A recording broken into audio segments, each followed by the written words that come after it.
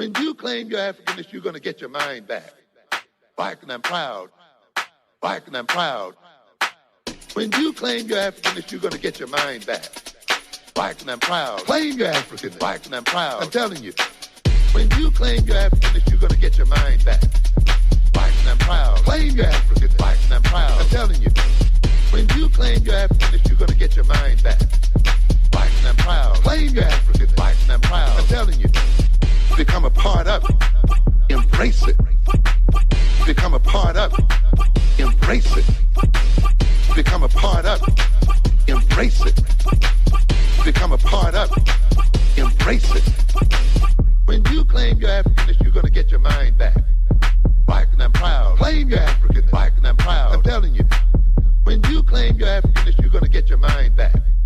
Black and I'm proud. Claim your Africanness. Black and I'm proud. I'm telling you. Peace and power, family. Dr. Daw back in the building. We got a special guest in the building today, y'all. You know, he's like the special guest, the what do they call it? Cause when you are featured, when you're always on the panel, he's a featured analyst or what have you. Yeah, something like that. Yeah, ain't too special, but that's okay. That's cool. You know, yeah, all the those who have the best of us always downplay themselves, but nonetheless, family, we are going to slow some things down today, and we want you to join us. Thanks for joining us. Like this video, share this video, subscribe to both platforms, brother. Proper perspective, the proper perspective. Make sure you go over there and watch some videos that he has going on. I'm saying, if you want to speak to the ZANU topic, if you want a very insightful perspective on the ZANU topic, I am telling you, one of the best, if not the best, I'm going to say the best I've heard to date, the most accurate, fair, balanced, and all those things is over there on Proper Perspectives platform. Maybe we'll bring that talk over here. Maybe we'll digest that together as well, because I think it deserves some nuance, and it's so interesting. I tell you, because is that I really appreciate your mind, and I really appreciate how you frame things. Because like he and I don't even really talk about these things, but when we come together, I don't know that it be working out. You know what I mean? You know, right. It works out like that. You know, nonetheless. What I want to say is, family, go ahead again and like this video, share this video, thumb it up, and we're gonna go ahead and get started today. But proper perspective, Professor Shabazz, go ahead and talk to the people. Let me see. What do we? Well, I mean, yeah, you know, you're right about, you know, it's funny. It's kind of funny sometimes because we don't necessarily talk about these things, but then when we link up, it's like, oh yeah, did you check that out? Oh yeah, I heard about them, and what you think? And yeah, what you? And it's like, well, yeah, we end up like right around in that same little ballpark. But that's like, you know, it's the power of being conscious, of being woke, African-centered.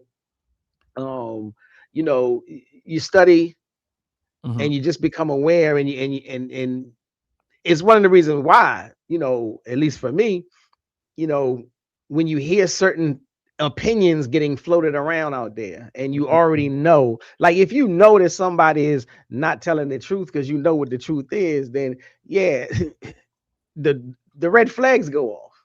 Absolutely. And so you just like, well, yeah, we gotta talk about that. Something needs to be addressed in some kind of way. Absolutely. And I promise you that we're going to try to get through this today, and we're going to try to move expeditiously through this, because this is a 101 class, Professor Shabazz. This is a 101 class. Please, is my gain too high, or was it okay? Now you sound straight to me. Okay, cool. Because I was on a video last week, and my gain was just a little too high. I mean, when I had our dear brother on last week, who came through and swept the platform clean.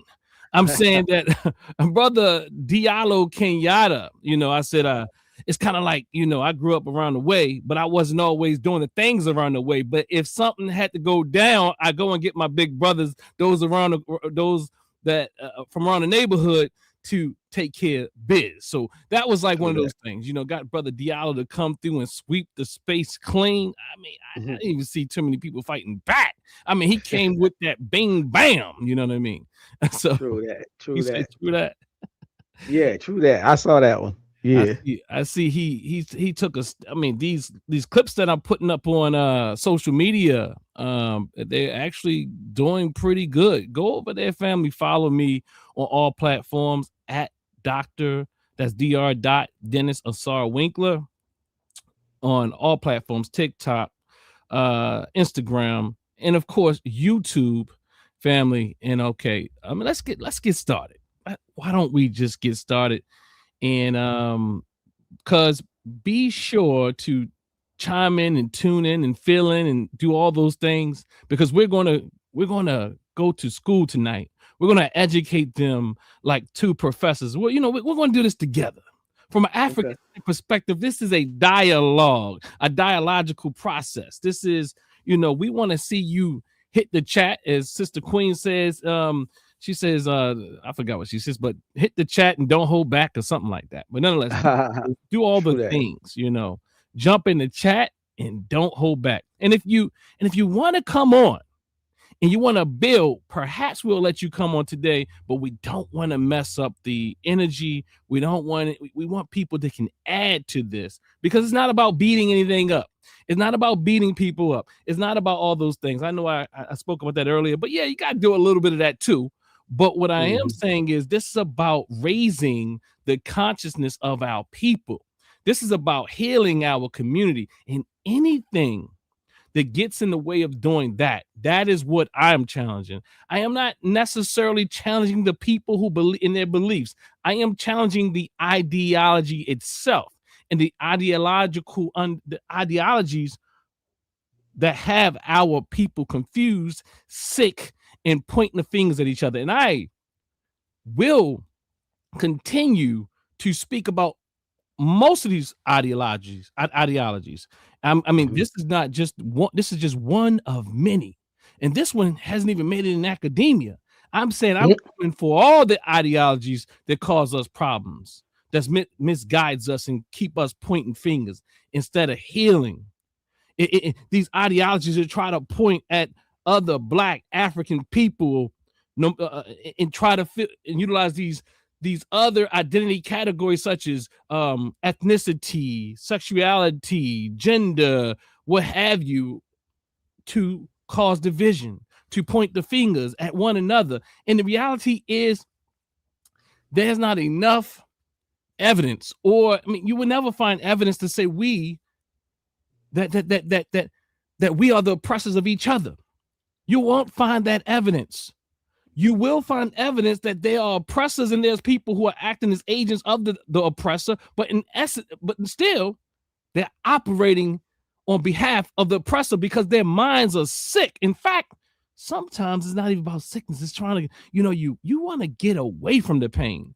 As Brother Diallo said, everybody, and I said that for years too. I mean, people want to be on a winning team. So sometimes, you know, you get tired and you get sick and tired of being sick and tired. You just give up. And I know a lot of our brothers and sisters who joined onto the team in the moniker of FBA. Lots of them mean well. So let's do this. Let's go into FBA Ideology 101. Dr. DAW. I call it the DAW-Down. I think Sister Queen told me something about that. It's the DAW-Down with Dr. DAW. And I'm going to say Professor Shabazz has joined the building. You know what I mean? And so we might as well just add Professor Shabazz here as well. You know what I mean? So I got some things for us. And I say a social science analysis using peer-reviewed theory and primary sources. And what is this about? This is about this idea that this is just a lineage, that FBA is just a lineage. That FBA is just a lineage. Like, oh, so that is the escape clause that they put out there, and they think they're, I don't know, do they think they're smart? Do they really think they're smart, or they just don't understand what they're talking about, and they don't understand who they're talking to? I don't know, but one thing I can say is you're wrong either way. I would rather you be I would rather you be lost than disingenuous. I would rather you be lost than disingenuous. So that's why it's time to teach. But I realize that if you are disingenuous or you there's no waking you up. But this isn't for those who are disingenuous or just hurt.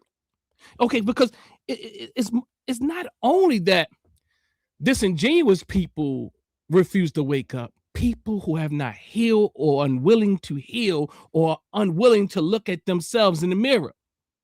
You know what I'm saying? It is, this is what I'm going to do. I'm going to say we got lost somewhere along the line. And I'm saying I don't know how we got off course. I mean, I think we can speculate on, certain people's and personalities and social media and different things have come about. But somewhere along the line, we have gotten off course. So I wasn't going to do that, but I think I'm going to bring an ancestor, an elder, warrioress. In fact, her name she also goes by Sekhmet. And the name was given to her by Khalid Muhammad, if I remember correctly. So I'm going to bring in our dear mama, Sekhmet, to speak to you and what I'm talking about. It's just going to build this. Let this serve as libations today. Let this serve as libation from a mind, a beautiful mind that taught and educated us and strive to heal us. So with no further ado, let's do it. Well, it's physical, psychological, spiritual, and emotional enslavement. And so we have been traumatized, and trauma has an effect upon the mind, the body, and the spirit. And so when they talk about post-traumatic, it's like almost post-traumatic stress disorder. People still have the remnants of being traumatized. And for us, for Africans in the Americas, North and South America, and maybe throughout the entire diaspora, we have been victimized to the degree that many of us want to deny it and abandon it, which is a defense mechanism of post-traumatic slavery stress disorder, in that we oftentimes are unable to manage it. And so when we're unable to manage it, we take the position of putting it somewhere else, denying that it ever happened, and wanting to move on. But you can't move on because the remnants of the victimization have been passed on from generation to generation. We have intergenerational trauma. And so some of the ways that we have learned to cope has been passed on from that time to this time, and will go into some other time, because we've never been without trauma. Part of the problem is that it's not really post for us. It's still present for us. And we're experiencing complex compound trauma, where we're being traumatized up on top of the trauma, up on top of the trauma. Tell us about examples of that trauma that impacts our daily lives. What do we see? Well, the language we use, some of us don't even like to be called African. I don't know how much trauma you can get when you're denying who you really are. And some of us begin to look at each other as though we're the enemy rather than we're kith and kin. Many of us live in impoverished conditions, have inadequate nutrition, have schools that are not fit for humans to be involved in, and deal in situations that that defy our humanity, and have a system that has been created from the time we got off that boat to the present time, where our humanity is consistently being denied and determined by others who don't have any respect for us as human beings, who still consider us as property. So let's look at it from the perspective of parenting. How does post-traumatic slave disorder or these disorder impact us? Examples in parents to child relationships. Well, I think there's a lot of ways that it impacts, but one of the ways that it impacts is that it creates fear, and it creates fear that passed on to your children, so that many children are not socialized into being assertive and into being aggressive in the context of not negativity, but in the context of going out and getting what you want. So yeah, Professor Shabazz, proper perspective. What came up for you when you listened to our dear mama, elder, ancestor, Dr. Patricia Newton? And I bring her out. I bring her out to let you know that our ancestors, our elders, they've been saying this long before I've come about. They've been saying this. They've mastered this. I am also showing you this because I'm showing you an elder who considers themselves a Pan-Africanist, an African-centered person, a centered person, and comparing that against what we see today that is trying to tear it apart.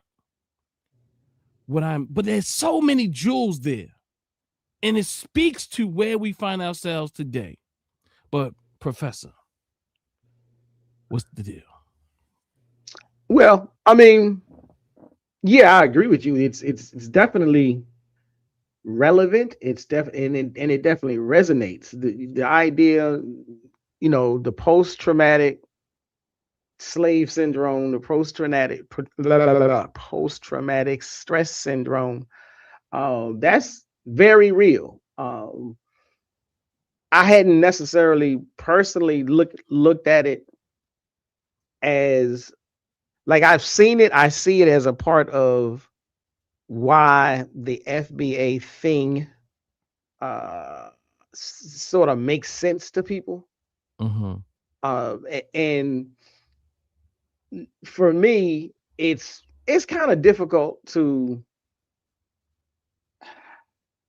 I can't say that I've approached it from the angle of understanding it as a most like I can sort of recognize it.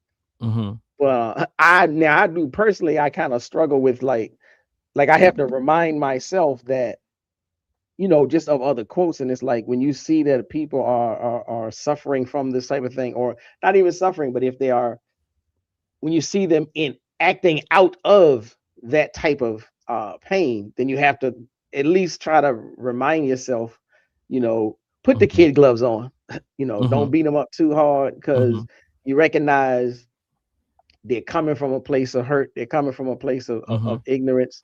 One of the things that I always try to remind myself is, you know, the school curriculum itself.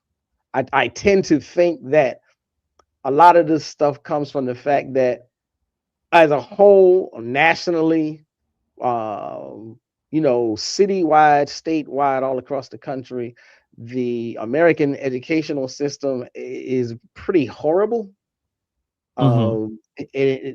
We get so very little information about who we are in a real sense that it's easy to have that wound. It's easy to, you know, come out of an educational system thinking we really ain't did too much. You know, we haven't made any contributions. We're not anchored in a real Black self-knowledge. And when you lack that, you will, like anybody that tells you, oh no, you know, just like when Marcus Garvey came over and said, up ye mighty race, you can accomplish what you will. And he was speaking to this thing where, you know, if all you know is what appears to be a continued repetition of failure and disappointment, then you just start to think, well, that's what it is. That's how it is. That's how we always been. And so then now somebody comes along and tell you, you know, no, you do actually have more about yourself or whatever. And so that's going to perk you up and make you want to listen. And then the problem becomes when that new introduction of information is coming with a forked tongue, when it's coming with bad vibes, bad intentions, because, you know, they give you 1% truth, 99% falsehood. You ain't going to know this. Yeah. And I think she speaks to this fear. And I often speak to this when I ask people, when people ask me what trauma is, I say, if we had to break it down on the most basic level, it is one's inability to trust another. Ooh. It is the inability to trust other folk. It is a state of being in black, is a black and white state.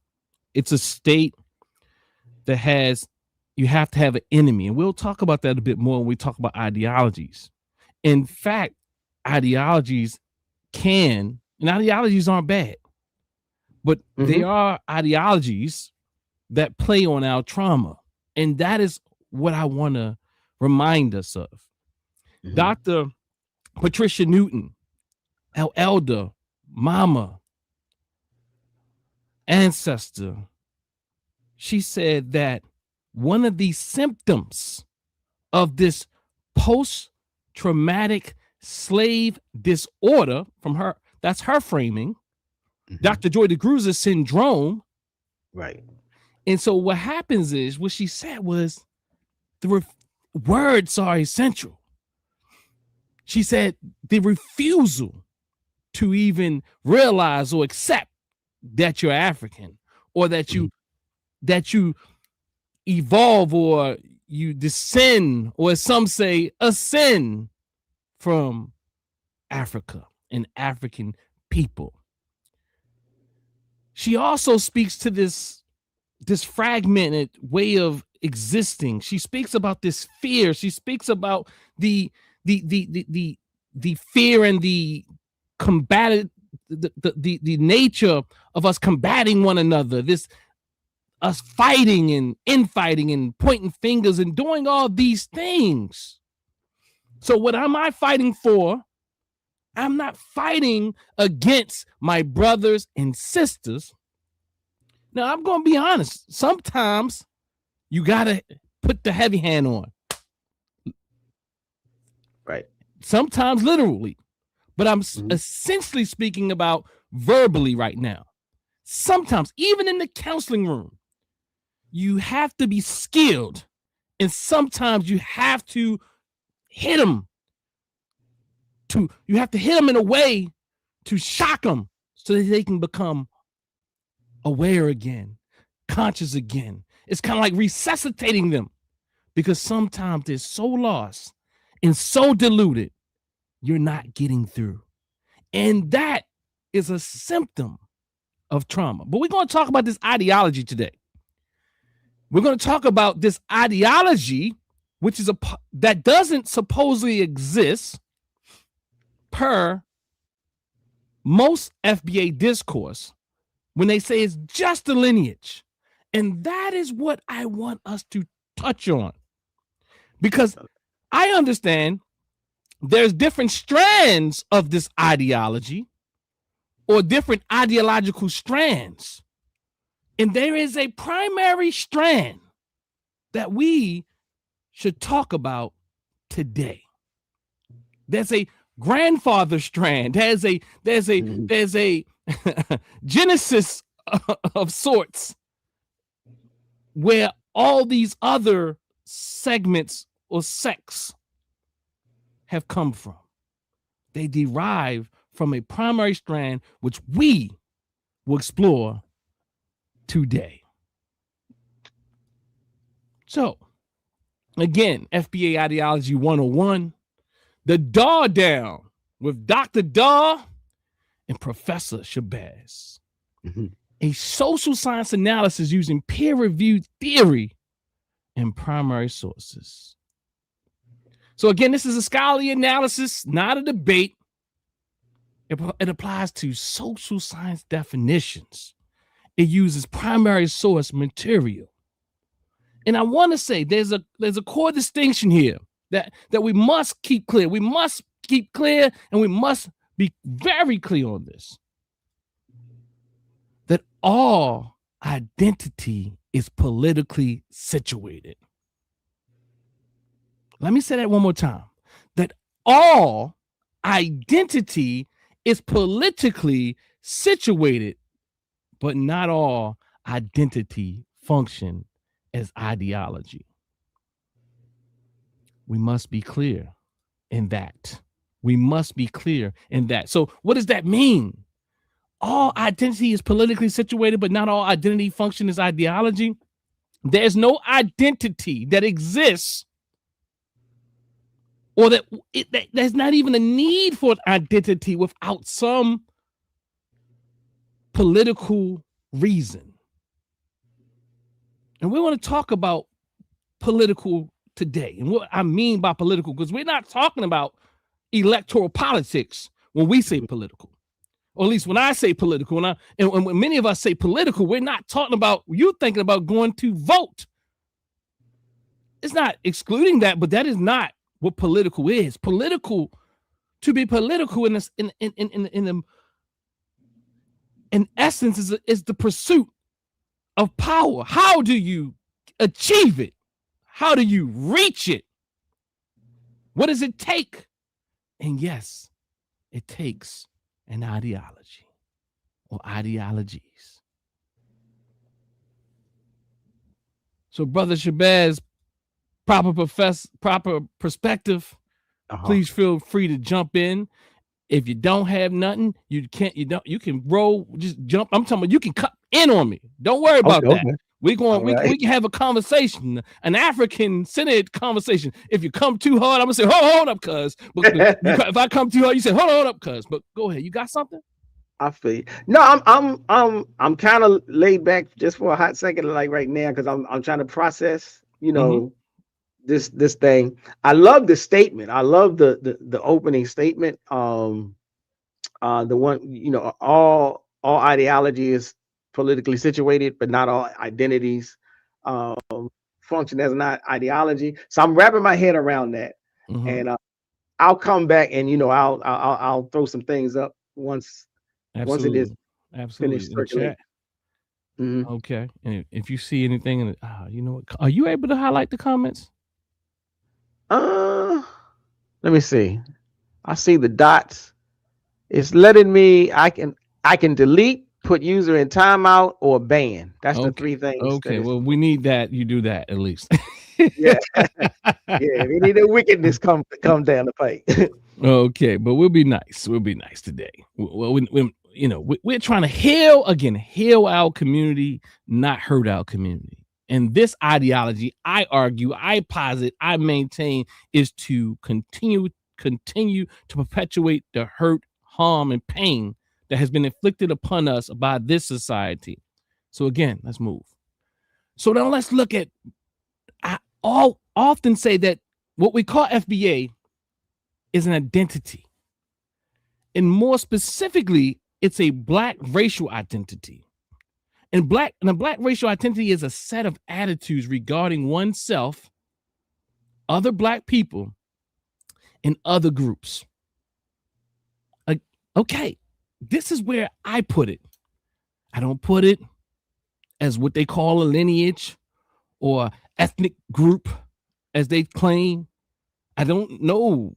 I can't see FBA being used. FBA cannot take the space or place of what they call African American. I know lots of us don't even take that. We say African, period, or African in America. But FBA, I will argue and maintain, it would never take the place of African American. And we know who we're talking about when we say African American. At best, FBA is a subgroup within the African American population. And I'll show you why. And I'll tell you why. It's not just a lineage, as they say.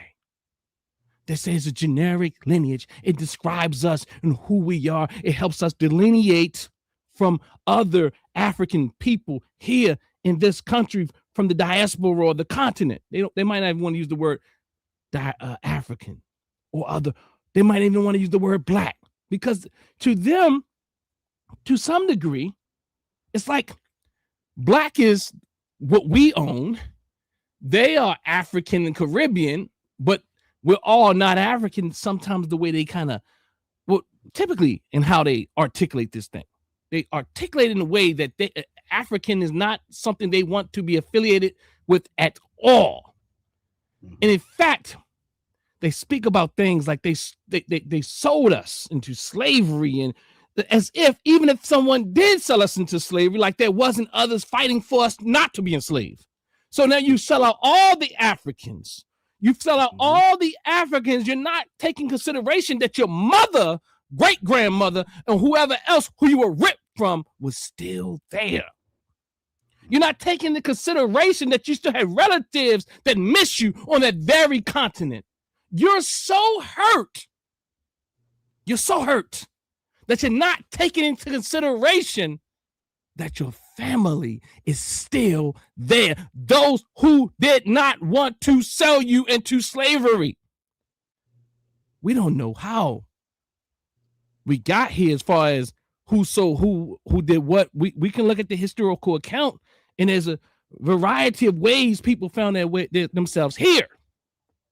But what I am saying, even if you were sold by another as a part of war or kidnapping from another African, what about the community you were kidnapped from? What about them? What about your auntie? What about your grandmother? What about your great? I mean, I'm saying you got to put the greats in there for me, because I don't know how many greats ago it was. But understand what I'm saying here. How do you turn your back on those who cried because you wasn't there anymore? How do you turn your back on those who are experiencing trauma on the continent because you were robbed and ripped away from them?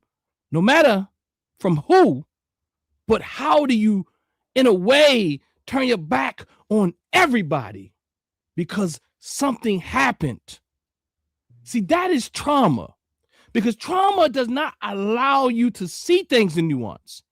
Anything that reminds you of the initial event becomes a threat to you. And that is what FBA is doing. And they do their best at trying to intellectualize it. And they do their best at trying to justify it. And they do their best. And that is what one does when they experience trauma on an individual level. That is what one does when they experience trauma on an individual level. Because anything that reminds you of that initial event is so threatening to your nervous system that you can't see the nuance. You can't see the entire picture.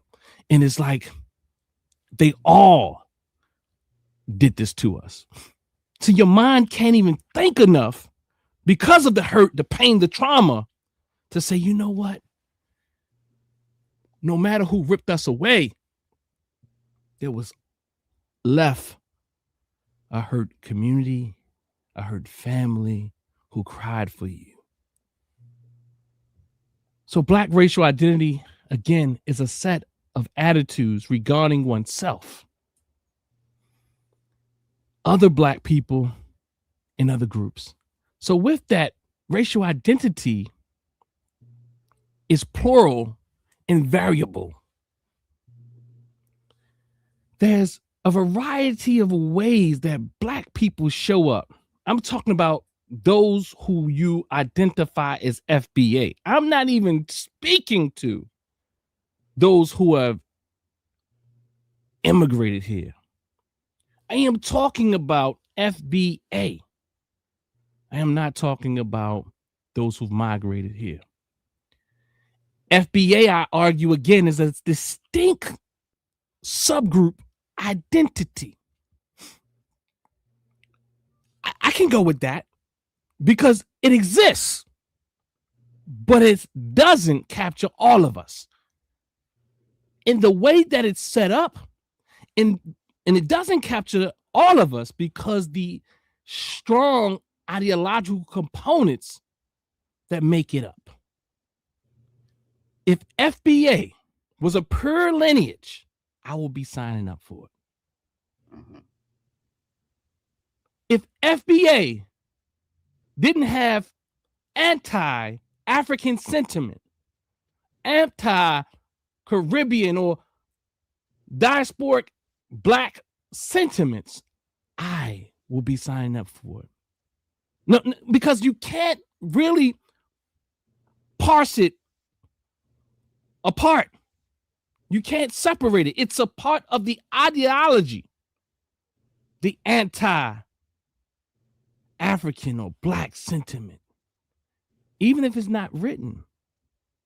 But it's, when people write things and they try to, and it's still coded in a way, even though they try their best to hide their intent. Any good psychotherapist, and I'm calling myself a good psychosocial therapist, because we, on a community level, need some healing. So again, FBA is a distinct subgroup, not an umbrella racial category, a specific subgroup with lineage-based claims. And this is it. And this is the ideological component and political meaning. But whenever there's some political meaning that created it in the first place, and then there's political meaning or a political agenda that it wants to accomplish, but it never, at this point, I'm going to say at this point, at least, because I could never say never, never, but the way that they're going about it right now, it would never be more than a distinct subgroup identity, because you would never sign up for it. And guess what? Pan-Africans already know. No one's claiming that everyone's going to be a Pan-Africanist. That's because we know that is an ideology, and we don't need everybody to bring about that which we will. We only need a critical mass. Brother Shabazz, if you need to jump in, but if you're not, okay, let me just double up, I guess. What you're pointing out is quite insightful, because what the proponents of the FBA label are trying to do is say, they want to disassociate from the definition, from the understanding of it as an ideology, and just say it's a better descriptive term. That's why we want it over African American. But what they fail to recognize is that if that was all they were doing, if it was literally just, okay, don't call me African American, call me foundational Black American, and then we just keep on moving, there's nothing else attached, there's no opinions attached, there's no thoughts, there's no measuring stick, there's no code that comes along with it, that would be something different. But and sometimes it's like maybe they don't understand that's part of the problem. But even when they do understand that's part of the problem, then they just double down and say, yeah, but you have to agree with the code anyhow. Like, why wouldn't you call yourself FBA? Why wouldn't you agree with the code? And of course you got to have the code.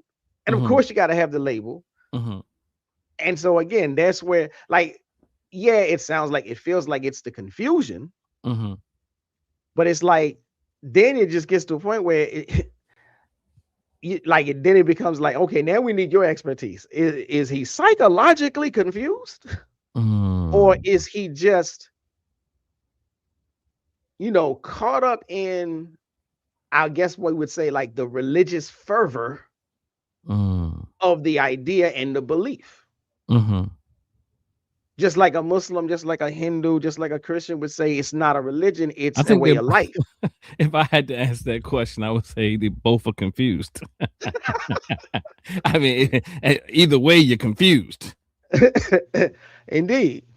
So like, and some of the people in the chat are, I guess they're trying to posit some information. Mm-hmm. You know, what does FBA have? What does FBA have the power to enforce? Okay, okay, no, that's a detractor. Okay, okay. Well, we're gonna get to the ideology. We just getting warm, Professor right, Bass. We're right. gonna use primary resources, primary documentation. We're gonna pull from the master's mouth that doesn't exist. But go ahead. So yeah, go ahead. Let me So I'm gonna troll the track. You're gonna control the track, control the track, control. Okay. Do a little bit of both. I'm gonna troll it a little bit, but I'm gonna control it, make sure it don't get out of hand. All right, family. So I like to say, if you haven't had a chance to view our previous conversation last week with Diallo Kenyatta, here's just a snippet so you can go over there and watch it once you're done with this. And in fact, let me tell you something. Pan-Africanism is the only movement that has ever threatened our oppressors. And you're looking at a reality in time and history where Pan-Europeanism, Pan-Arabianism, and Pan-Asianism is flourishing. White folks go to Europe and make these international agreements. NATO is Pan-Europeanism. The World Bank and the IMF is Pan-Europeanism. But you're going to fight. Yeah, so you're going to fight. And ye who has little faith, if they can do it, why can't we be Pan-Africanists? In fact, we are Pan-Africanists. And there's actual Pan-African things happening. There's plenty of it. Pan-Africanism doesn't mean that, like, ideally, I think people think that Pan-Africanism means that, it's sunny days for the rest of your life. That there's no more war going on. There's no more problems in the Black community. No, Pan-Africanism is very clear that we are at war. Pan-Africanists are clear that we are at war. We don't think it's going to be a utopia, but we do want to balance and fight for us. Do we think everybody? No, everybody ain't coming. In fact, we have songs that everybody not going to make it. You know what I mean? So let's get back into more of what we're talking about here. So again, what FBA is not. FBA is not an umbrella racial category. It is not a specific subgroup with lineage-based claims and political. Okay, it is a specific subgroup with lineage-based claims and political meaning. It is not an umbrella racial category. So let's utilize a definition of ideology, because people will say, oh, there's no ideology. You don't have to say that there's an ideology in order for there to be an ideology. No one, like, people will come back years later and say, oh, this is how we framed this. This was an ideology. So an ideology, just a simple definition here, an organized set of beliefs, attitudes, and values that guide meaning and political action. That's just one definition. But there's quite a bit of definitions. You understand what I'm saying? There's lots of definitions for what ideology is. And I'll read some very quickly just to give you an idea about how we can look at this from a social scientific and a social scientific framework or perspective. So the term ideology is used, it says in this article here. In fact, the article is entitled The End of Ideology. So again, there's a variety of definitions. The term ideology is used to stand for an organization of opinions, attitudes, and values, a way of thinking about man and society. We may speak of an individual's total ideology or of his ideology with respect to different areas of social life and politics, economics, religion, minority groups, and so forth. Again, another one. Ideology refers to more than doctrine. It links particular actions and mundane practices with a wider set of meanings, and by doing so, lends a more honorable and dignified complexion to social conduct. From another vantage point, ideology may be viewed as a cloak for shabby motives and appearances. And one thing that came up in my mind was like, are you on code? Are you on code, as they say? Another definition for ideology. An ideology is an organization of beliefs and attitudes and religious, political, or philosophical in nature. Now, let me be clear, because people sometimes struggle when they say, well, it got to be all that. No. It says religious, political, or philosophical in nature, or means it doesn't have to be every last one of them. Just one of them is enough. That is more or less institutionalized or shared with others, deriving from external authority. Ideology refers to a pattern of gestalts, of attitudes. And that we find is a common day gestalt on social media. What we call FBA.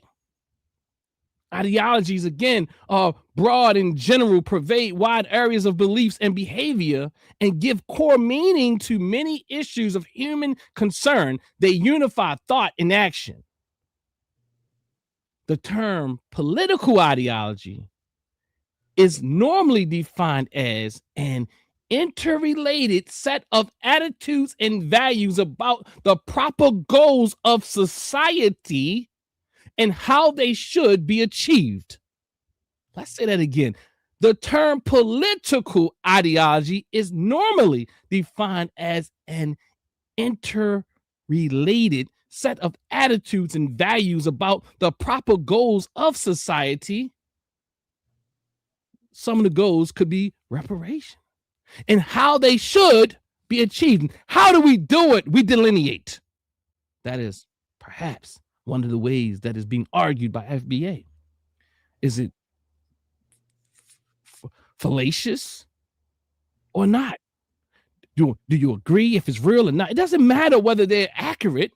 The reality is that the ideological component is there. And ideology has two distinct and at least analytically separate components: affect and cognition. So again, affect, the way your feelings are presented, your feelings and your cognitions, the way that you think. All of these definitions, even those written by non-psychologists, are psychological in nature, it says here in this document. They conceptualize ideology as a belief system of the individual that is typically shared with an identifiable group, and that organizes. Okay, let me back up and say that a little bit more clearly. They conceptualize ideology as a belief system of the individual that is typically shared with an identifiable group. FBA. I know they want to say they're not a group, but there's no such thing as a group that ain't a group. You can't say that you're an identity or ethnicity or you're a lineage or what have you without, even in their literature, they try to say they're not a group, but how can you be an ethnicity or whatever you call yourself, a lineage, without identifying yourself as a group? In social science, we're not that foolish. We know that you're a group because we can identify you by you calling yourself FBA. We can also identify you by the way that you understand and the way that you project your thoughts, feelings, behaviors, and so on and so forth. So again, as I continue to plebiscite babble, as I know some of you would say, because you don't understand or your elevator doesn't go to the 12th floor, but it stays on the 3rd floor because you got a little something, but you got to get a little more. And the thing is, I'm not saying you can't do it. You can do it. You can do it. You can do it. That's why I'm here, so that we can bring you up to the 12th floor, because I know you can do it, my brothers and sisters. Oh, again, let me continue. That is every definition of an ideological belief system carries with it certain assumptions concerning its degree of cognitive organization. I'm not saying your organization is talking about the way that you organize your thoughts and cognitions. Effective and motivational qualities, your feelings, and how those thoughts and feelings actually pretty much impact the way that you move or act or behave. So those motivational qualities and the capacity for instigating what they call, and this is what I'm saying, action. These assumptions may well be reasonable, but they make clear that the debate about, let me just stop there. All right. So I'm coming back over here, and I just want to give people some thoughts, some ideas, a framework on ideology. And ideology can be abstract. You don't even have to say that you follow an ideology in order for it to be identified as an ideology. Most people don't, just like people don't know they're operating within a culture, they don't know they are operating and following ideology. Many times we think this is how things ought to be. You about to say something there, Professor Shabazz? No, you're right.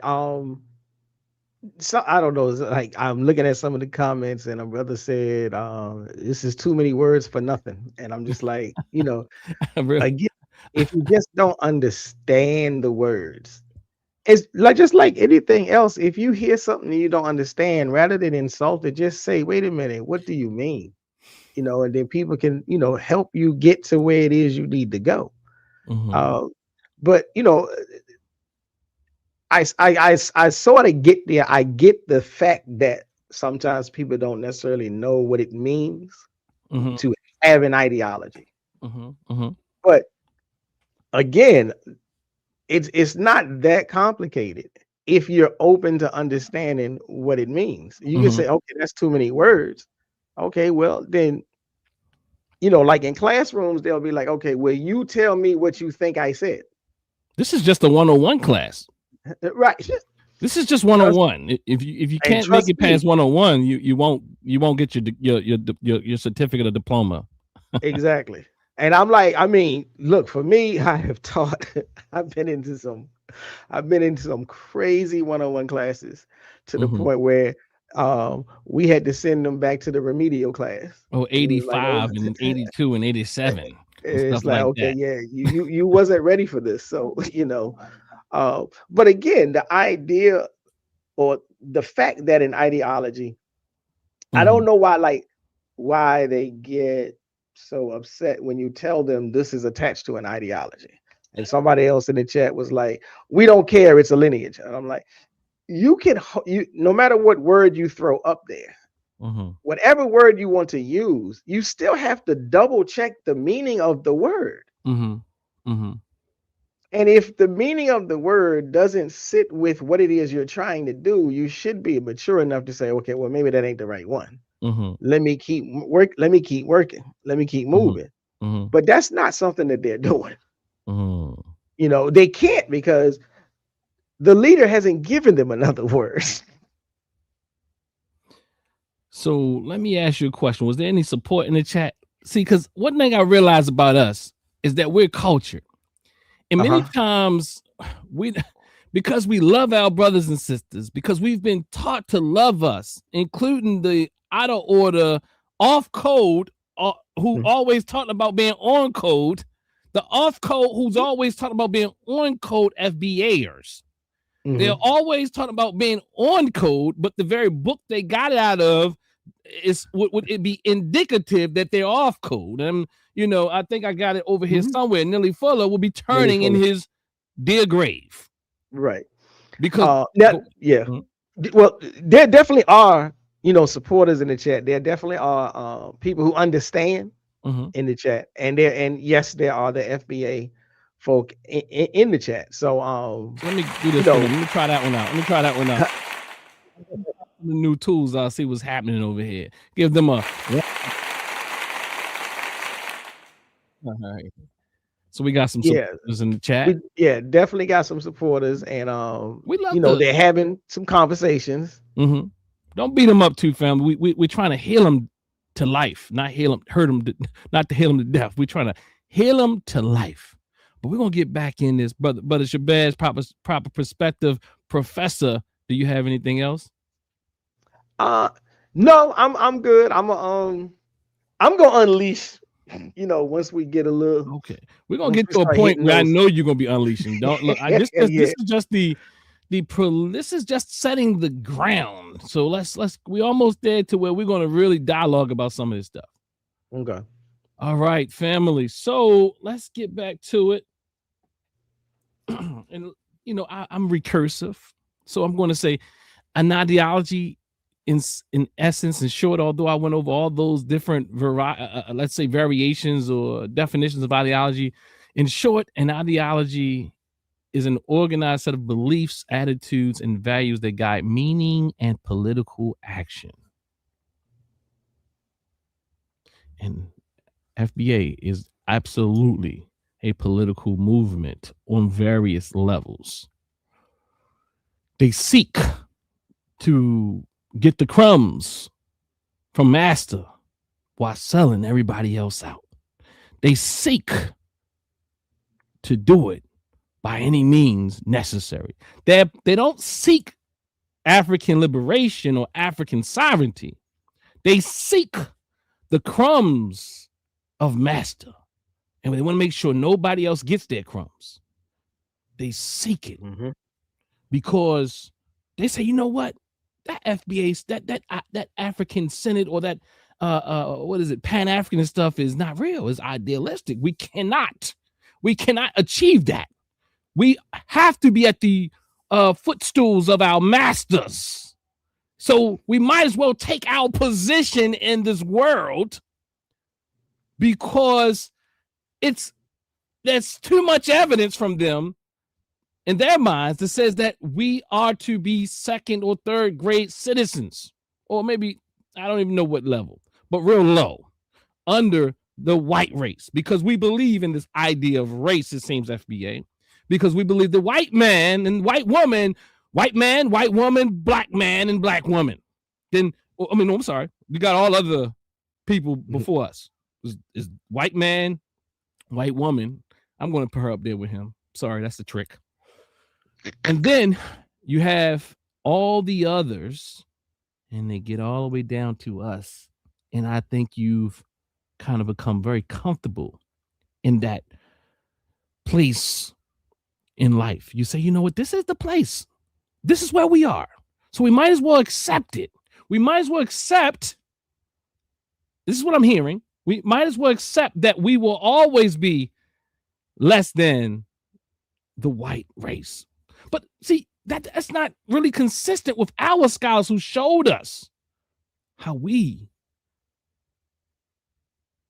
have ruled our own nations and civilizations and all these type of things, what you think is accurate, inaccurate, and all this type of thing, because you know your lot in life, FBA, is not for African sovereignty, is not for Pan-Africanism, is not for us coming together globally.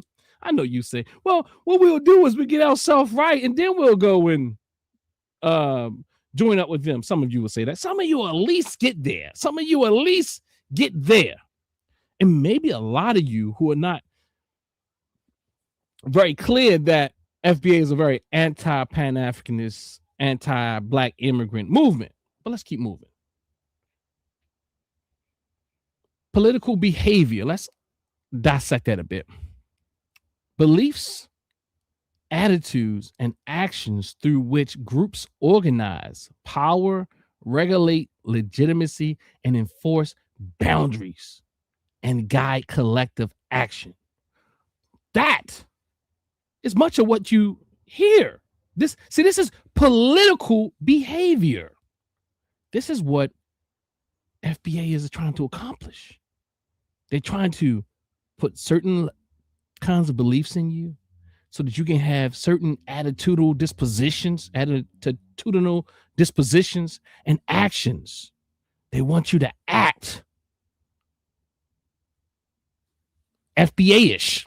They want you to act FBA-ish, through which groups organize power. They're seeking to be second-class citizens, or third or fourth or 10th. Nonetheless, they're not seeking to be top tier. They're not seeking, as our dear Baba, Dr. Amos Wilson says, a blueprint for Black power. They're not seeking African sovereignty, because they have, like Frank, what's the guy's name? Frank Zanou, the African sellout to Africans. No, let's keep that clear. Go over to the proper perspective and check out his analysis on Frank Zanou. Go over to the proper perspective, because he has one of the most critical analysis I've heard. And we have to be clear that Frank Zanou is not just saying that Black people don't have culture in America. He's saying that Black people don't have culture anywhere. Then he'll say, he plays with words. So he'll say, you do have culture, but don't have culture. And I get it. He's playing games, because really, he is an African version of Thomas Sowell. So Thomas Sowell is one of, quote unquote, FBA. So he gets his points from people like Thomas Sowell and Glenn Laurie and these very far right, or right, what they call it, conservatives, who do their best to see. And it's pretty interesting, because sometimes you can't tell who's selling out for that white money. In fact, they'll try to say, well, this isn't popular. They'll say, well, it's more popular to be a liberal Black person, and then you'll be an in club. No, there's lots of space in those right spaces for Black sambos. There's a lot of space over there. Like Candace Owens, like one time she's like, she confuses us. But her popularity is not because she is, quote unquote, if she was in a liberal space, she wouldn't be Candace Owens. Thomas Sowell wouldn't be Thomas Sowell. Glenn Laurie wouldn't be Glenn Laurie. They're not that special. It's the fact that they go and they speak differently than most Black people in a way that affirms white patriarchy, that affirms the white patriarchal aspect of white supremacy. That far right talking supports white patriarchy. And I'm going to say there's a thing called white matriarchy. And then liberals, they fall in that bucket. I'm not, look, they love, they cry, they got tears and all that type of thing, but they ain't giving you nothing. They ain't giving up their stuff, as his sister Queen says on Black Box Radio. Go follow us over there, like and share. We over there too. We on all 3 platforms, family. Follow all 3 platforms. Go over to the proper perspective. Go over to Instagram and follow me, Dr. Dennis Ausar Winkler, so you can stay informed, family. Also, come out to Kwanzaa this Sunday. We'll be starting at 3 o'clock at 5525 Harford Road. TNAT Holistic Wellness Center, a wellness center with lots of things going on, because it is African-centered and Pan-African inspired. So let's get back to this political behavior. One more time, one more again. Beliefs, political behaviors, beliefs, attitudes, and actions through which groups organize their power, regulate their legitimacy. Regulate their legitimacy. There's a lot of trying to regulate the legitimacy of what is an FBAer and what is not. And how we enforce our boundaries, how we delineate and who is an in-group or out-group person. This is political behavior. You don't have political behavior without ideology. Your ideological understanding actually guides how you do these things. In fact, it says it right here, and guide collective action. So let's move. All right. Genealogy versus ideology. Genealogy is ascriptive and non-revocable. You know, if you can't say I'm not African American. You can say it. You can't put me out of the African American population, but you can put me out of the FBA population. In fact, because it's a subgroup. You mean they called me tether and tether lover, tether lover, and all this type of thing. But they say, you know, that's only for certain people. Let's keep it moving because I want to get to this right here. And let's go, Brother Shabazz. As I transition, please bring anything in so I can seamlessly do this without any too much space, because I think I forgot to pull up one tab. What's going on in the chat? What's happening? Yeah. Okay, y'all. Let me see. So you know, it's a couple of statements being made. You are either uninformed about the FBA Renaissance movement.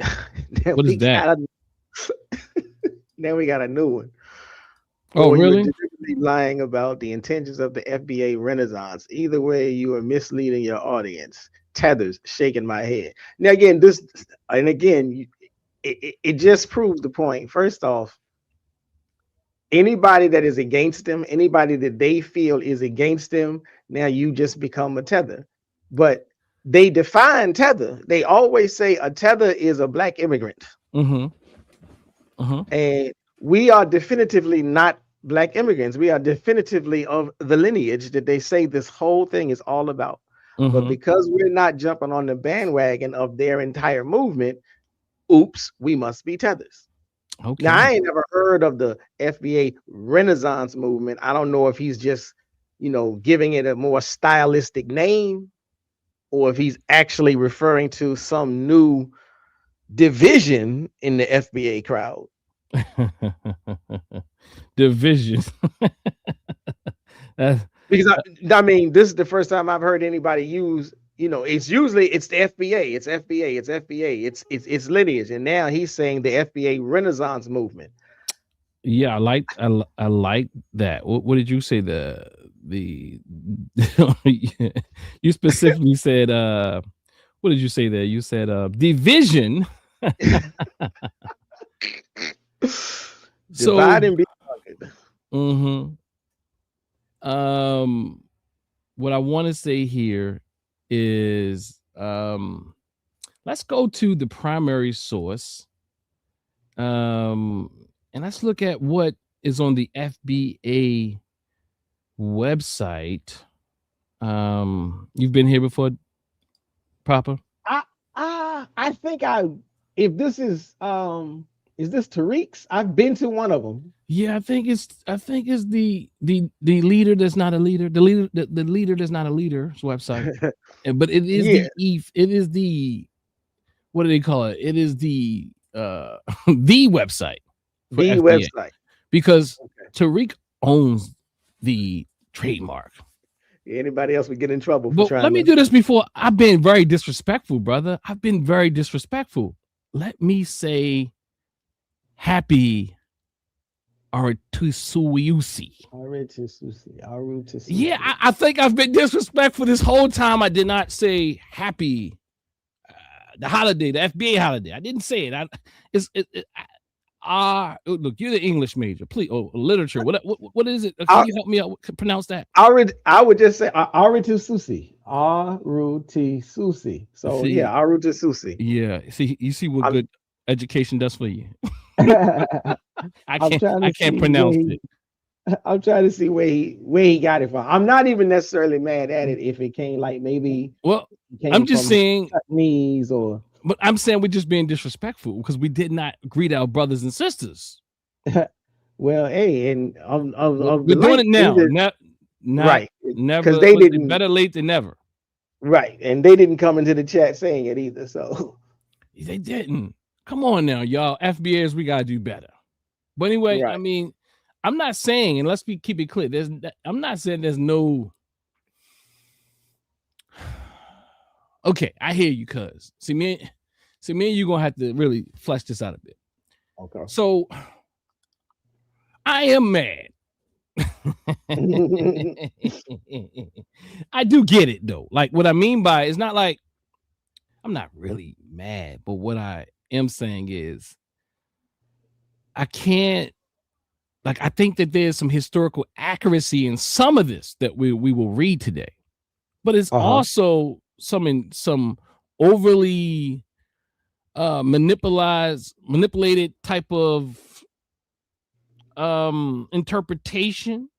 There's some stretching, and then in fact, we have to understand, like, the reason why I will say I'm mad at it, if we had to use that term, is that it's not about this holiday that I'm angry at, because I think that African Black people have the ability to define and determine for themselves.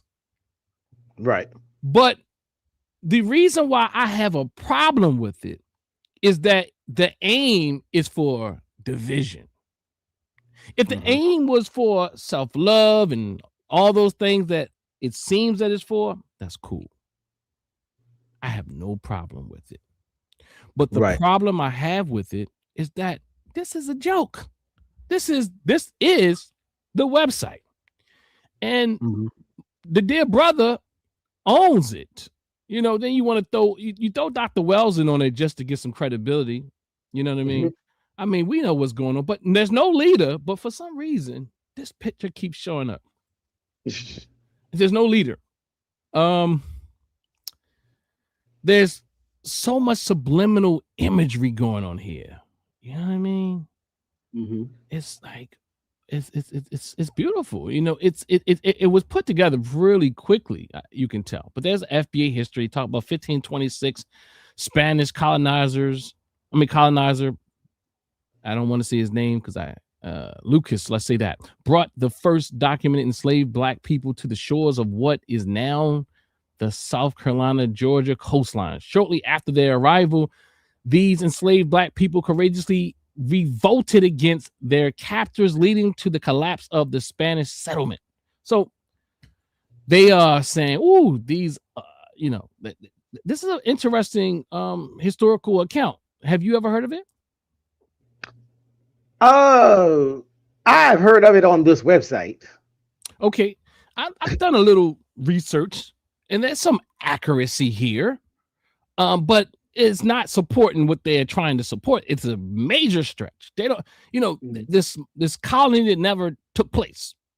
Like, they don't even know how long or how many Africans were there, or if it was 12 and now that, they're trying to utilize this event as the marking event of FBA instead of 1619.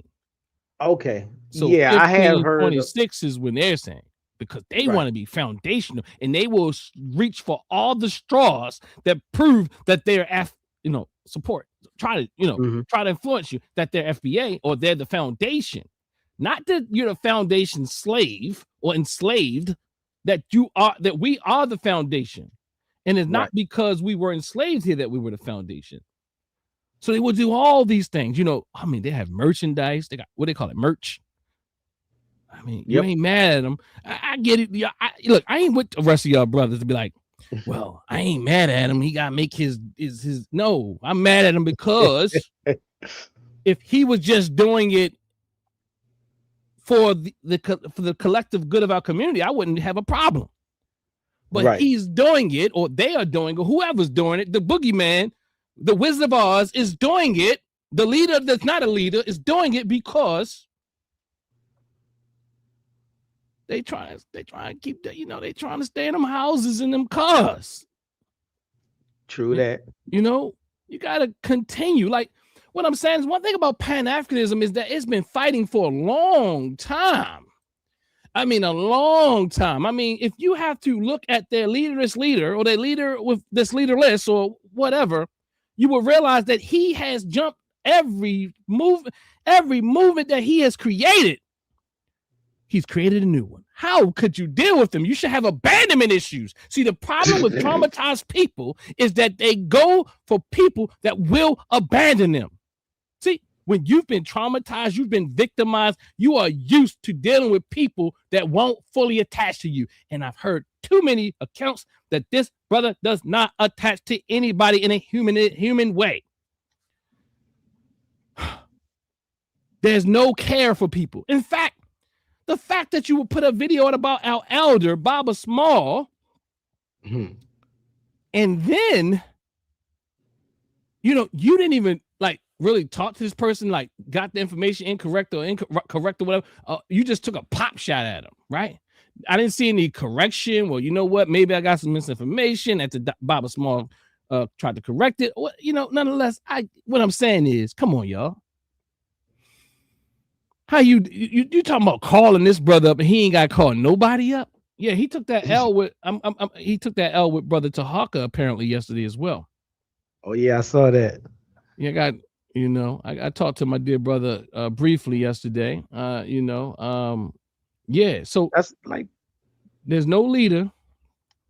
There's no leader. Oh, there's no leader. They have a book. Well, yeah, huh? No, go ahead. I'm laughing. They got a book. It's called Foundational Black American Race Baiter.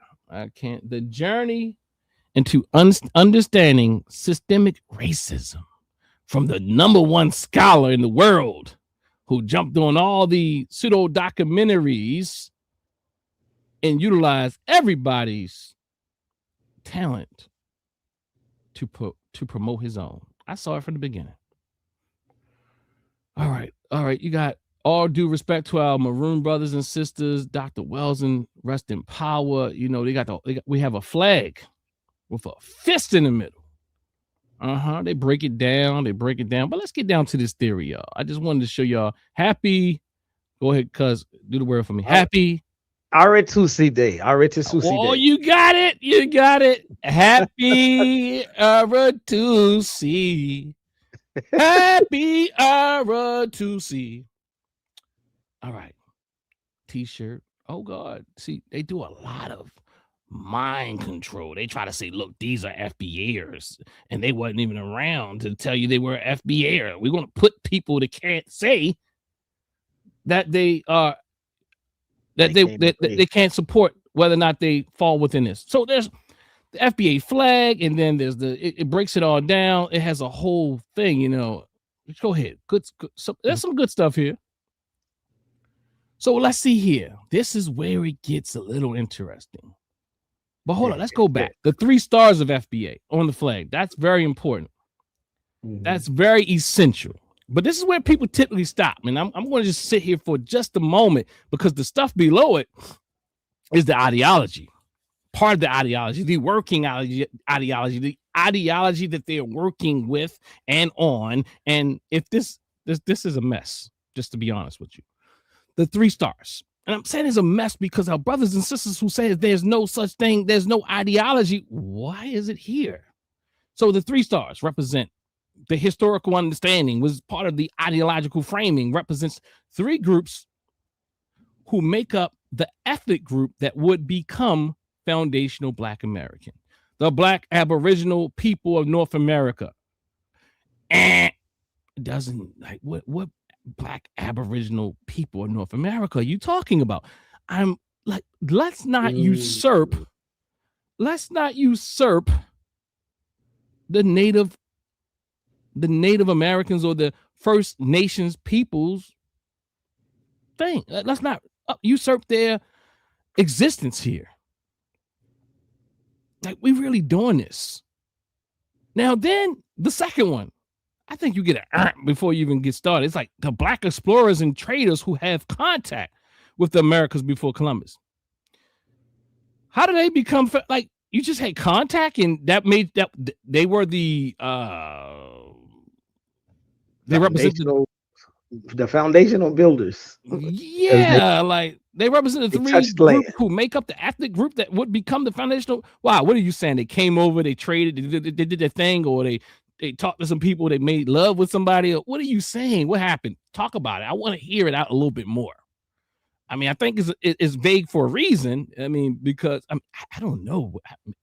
I did want to order the book. So I might order the book and it may be in there.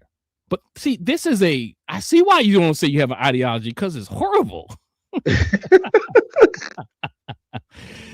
The captives, then the third one's the captives brought to the Western Hemisphere from Africa. Now, why that gotta be last? Come on now. Come on.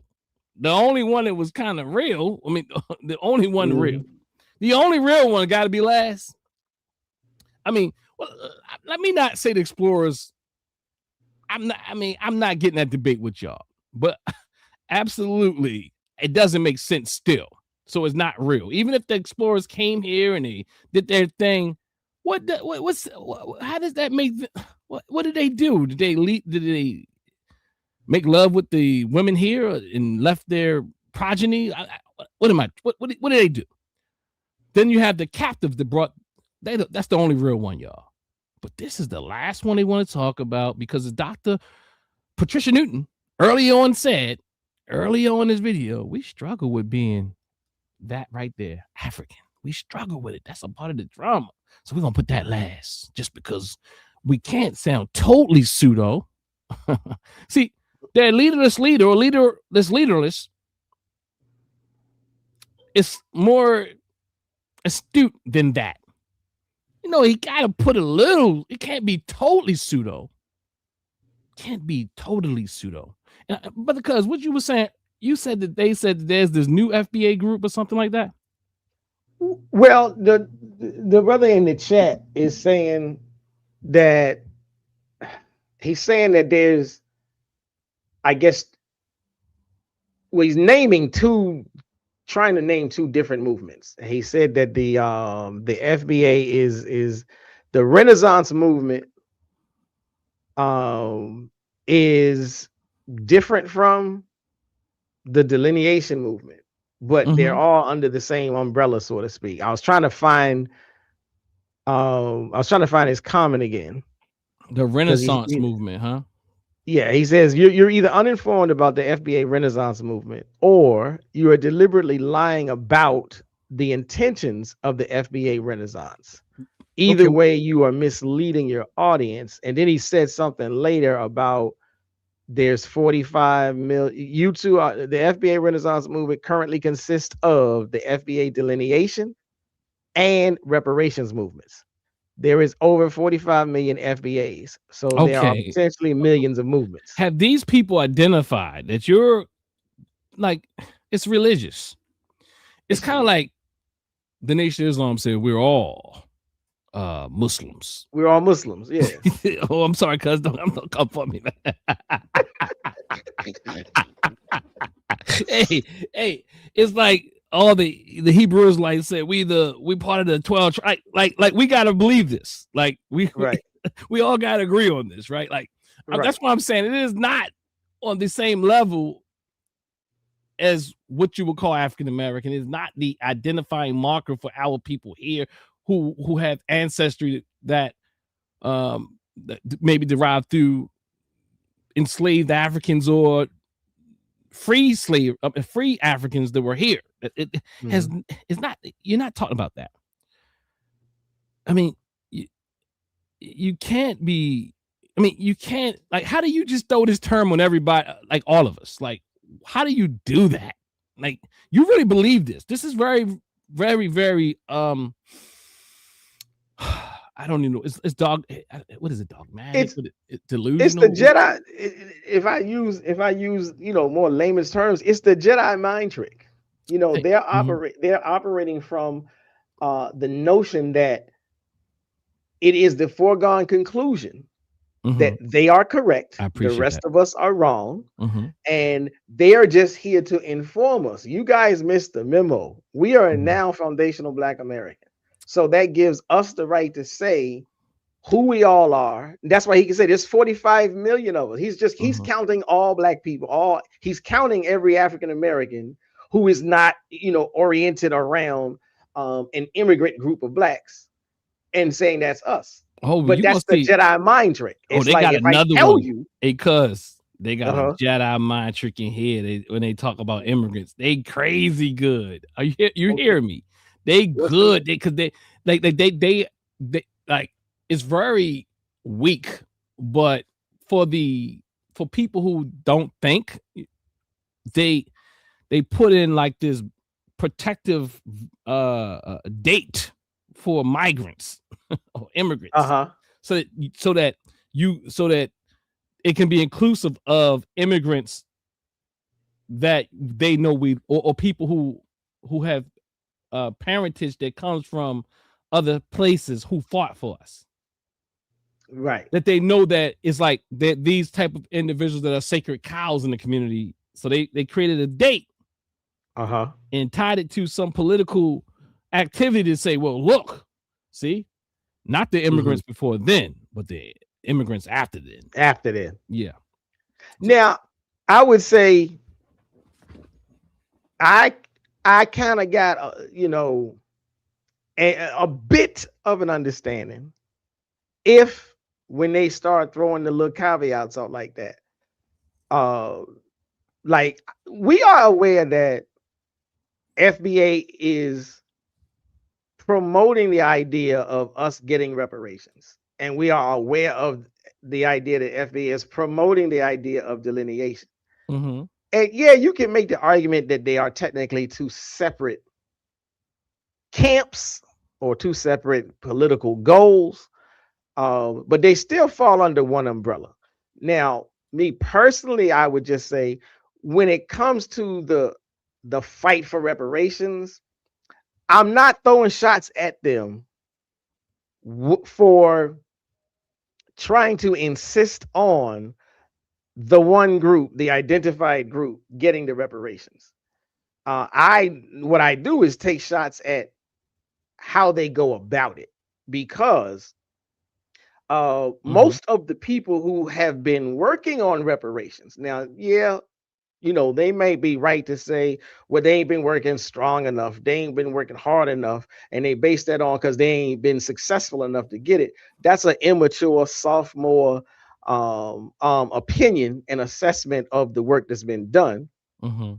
But the folk who have been working on reparations have been taking their lead from Dr. William Darity, and he has already laid out, as far as reparations is concerned in America, it should be going to the descendants of the enslaved Africans who were caught up in the Ma'afa. And he's already written out, he has actuarial tables and all of these economists that he's worked with on how it can get distributed and where and when and who gets it. So in that regard, I'm like, okay, for the reparations thing, I understand. But the part of the issue is, but you don't need anything out of Tariq Nasheed's mouth. You don't need the term FBA. You don't need the term lineage. You don't need their movement at all, because all of that work was already done, and all of that work was like already written into the various legislative pieces that have been on the table and been trying to get, promoted and pushed and passed and all that other stuff. So it's like, okay, I understand that maybe it's just you want to be a part of the game and you didn't know how to join the movement, so you just sort of started your own movement and said, yeah, we about that. So yeah, and go ahead. No, I'm sorry. I just see that you have become a honorary Baltimore dude. That means I must got some kind of I got a bad name or no, it was horrible appellation. They probably know I'm from Baltimore, and they didn't hear nobody say do and two, so I don't know. I mean, I don't think you said do and two or anything like that, because you're definitely not from Baltimore. And True. Yeah, so but anyway, but what I do want to keep it like clear, like we're talking about, like, yeah, and I appreciate that clarity that you're bringing, like you're able to delineate. But the thing is, and we're talking about, like, there's no beef here per se, as far as the goal is there's that it's an ideology, and that I don't want to be thrown off by people making like my fight here is not none of that right now. Today is right. FBA Ideology 101, and I want to hear more about it not being an ideology, if that's what we're talking about. I mean, if I want to hear those who say it's not an ideology speak to it not being an ideology after we're sharing and submitting this particular case here today. What you about to say to that, cuz? Well, I was trying to look for some commentary from people in the chat, where they would be, trying to articulate that. Most times, most of what I've seen, and if it's there, I'm just missing it. So I'm not saying it's not there, but rather than try to, speak to the topic, they just like to say, you're just wrong. You just don't understand. But they rarely offer, an explanatory statement as to what it is we don't understand. You're just a tether. Yeah, well, you're not informing. Like the other brother that was like, you guys are just misleading the people. Well, you can properly inform somebody by making a statement. Just saying somebody is wrong is not fixing the situation.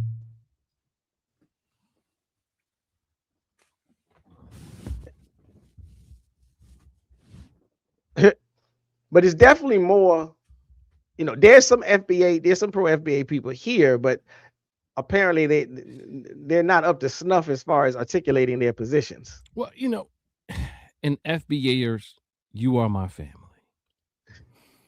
You are my family. I choose not to go by FBA because you haven't shown me that it's worthy of me identifying myself as one.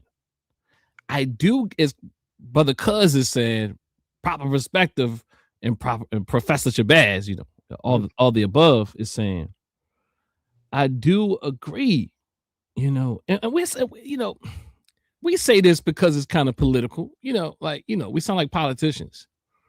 Like, I do agree, and we got to keep saying it, but Brother Cuz, I don't care how many times you tell these people that. It doesn't matter. I mean, I get it. We're very trained at trying to help them see, like, well, you see, I'm not fighting your delineation claim. I'm fighting the other things. I want you to see and hear me. I want you to hear me that I am not fighting you, black brother, for wanting to identify yourself. We have too many examples in even the Pan-African spaces that have done that level of delineation. So, I mean, I'm not going to continue. Look. Sometimes when you're in the classroom, we are in class, and sometimes there's bad students, and they need to sit their tails down. And I'm not going to continue telling you because you refuse to listen. You might need to go to the office, or you might need to go sit in the corner because we've been nice to you, and we're trying to tell you that we understand. It's kind of like, Brother Cuz, I don't know if you ever heard somebody say, like, you just didn't agree with them fully. And they're like, you're not hearing me. You're not hearing me. And I'm like, no, I hear you. I just don't agree. Right. And, so I appreciate your care and I appreciate my care. But at this moment, I don't know how much that's going to help them. Let's talk about this ideology. Are you there with me? Yeah. Do you see the subliminals? All these are FBAers. They just they didn't just made them after they didn't went back historically and created this term and took it back and said these are FBAers because these are people who touch us on a very emotional, affective level. As you heard about ideology, it hits you in a cognitive sense and an affective or emotional sense in order to control your actions. So who is foundational Black American and who is not? This is the key indicator that it is an ideology. Why do I say that? In group and out group. There's nothing wrong, again, with an ideology. My beef here is that you say it's not. Then I know you're going to have to go back to the drawing board and say, well, maybe we are an ideology. You're going to have to get some new catechisms or some new apologetics or you're just going to ignore it. You're going to act like perhaps you never said you were just an ideology. Okay. So who is foundational Black American? Who is not? A foundational Black American. It gets pretty interesting because hold on to your seatbelt or your seat or something like that. A foundational Black American is any person classified as Black who can trace their bloodline lineage back to the American system of slavery. To be designated as an FBA, at least one parent must come from a non-immigrant background in the United States. I get that. Look, I got it, cuz you with it. You with it. You ain't got to explain no more. They understand that did you understand that? You are logical. With that, we don't have to say it again. We've already said it enough that we get that. But what you won't do, not you, cuz the FBAers, our brothers and sisters, is turn the corner and really accept that we're saying it. Why would you put another thing in it? It's a lineage. All right. Okay. We don't have no problem with you saying that, but we're showing you all these other aspects of it that makes it more than a quote unquote lineage, which others have shown that you misuse and misappropriated the word. And I'm not even going to that. Because I think, and I'll just be honest with you as a social scientist, that you can I can't even say the word, operationalize the word. You can. Have no problem with you doing that. I'll help you out. You can operationalize the word lineage and what you mean. You just have to define it. So how does a person trace their lineage back to American slavery? The process of determining if you are a descendant of foundational Black American survivors of American slave trade is relatively easy. 5 years after formal slavery was abolished in America, the U.S. government provided detailed information about the foundational Black American population for the first time. The 1870 census provided the first detailed accounting of the Black population, and if a person can trace their lineage to the 1870 census, they are most likely a descendant, most likely a descendant of foundational Black Americans who were enslaved. Most likely.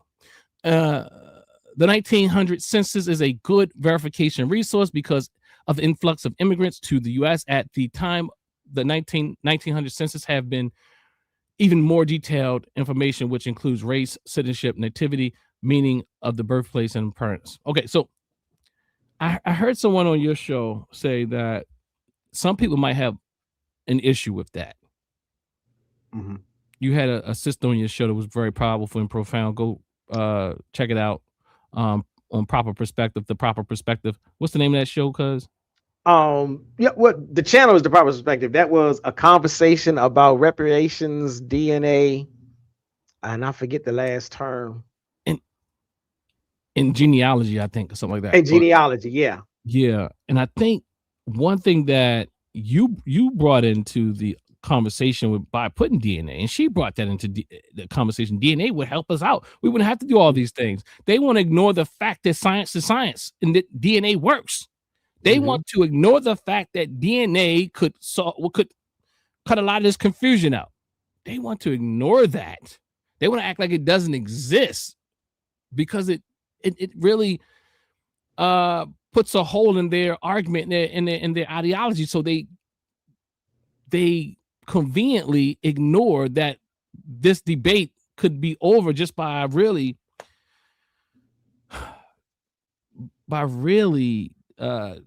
a quick sample. Oh, we don't believe in DNA. We never. Some of them saying we never been in Africa. We're the explorers, and we're the first nation people, and all those type of things. But then there's those who have some sense, who know that most of us came through the transatlantic slave trade. All right, let's keep going. This is all the stuff that most of us can say, okay, that doesn't sound too bad. But what is the status of people with half FBA? This is where it gets interesting. And half immigrant lineage. Have you seen this part, cuz?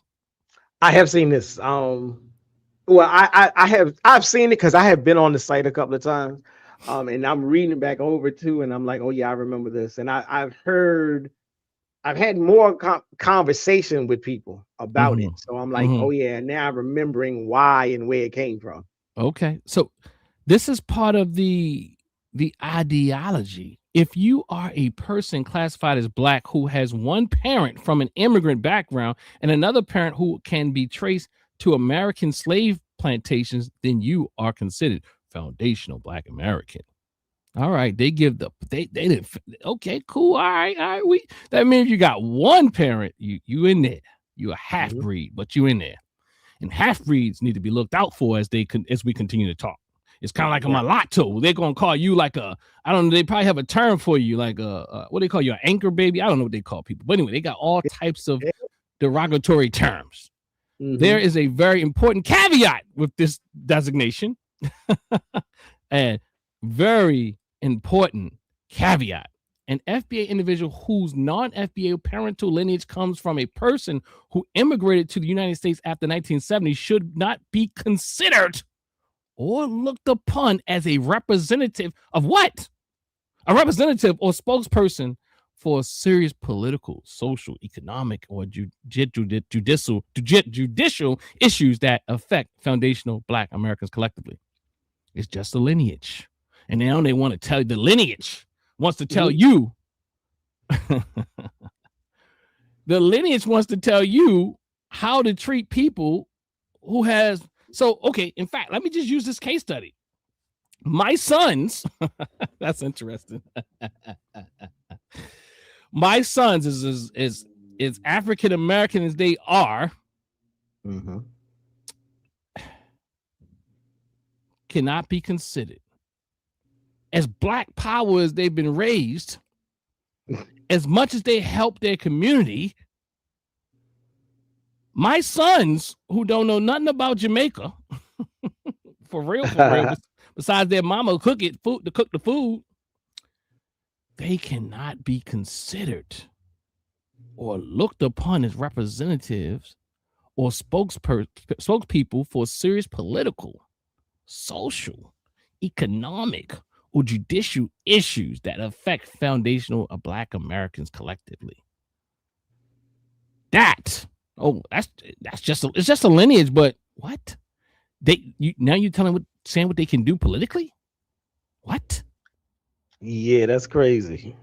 Okay, so what you say that? Cause like that's what I'm saying. Like I can't look the holiday, happy holiday, and all that. It's all you get down here to this type of thing, and look. I'm surprised they even have this on the website. So what people will show you on websites believe what is going on underneath the surface. What do you say about that, cuz?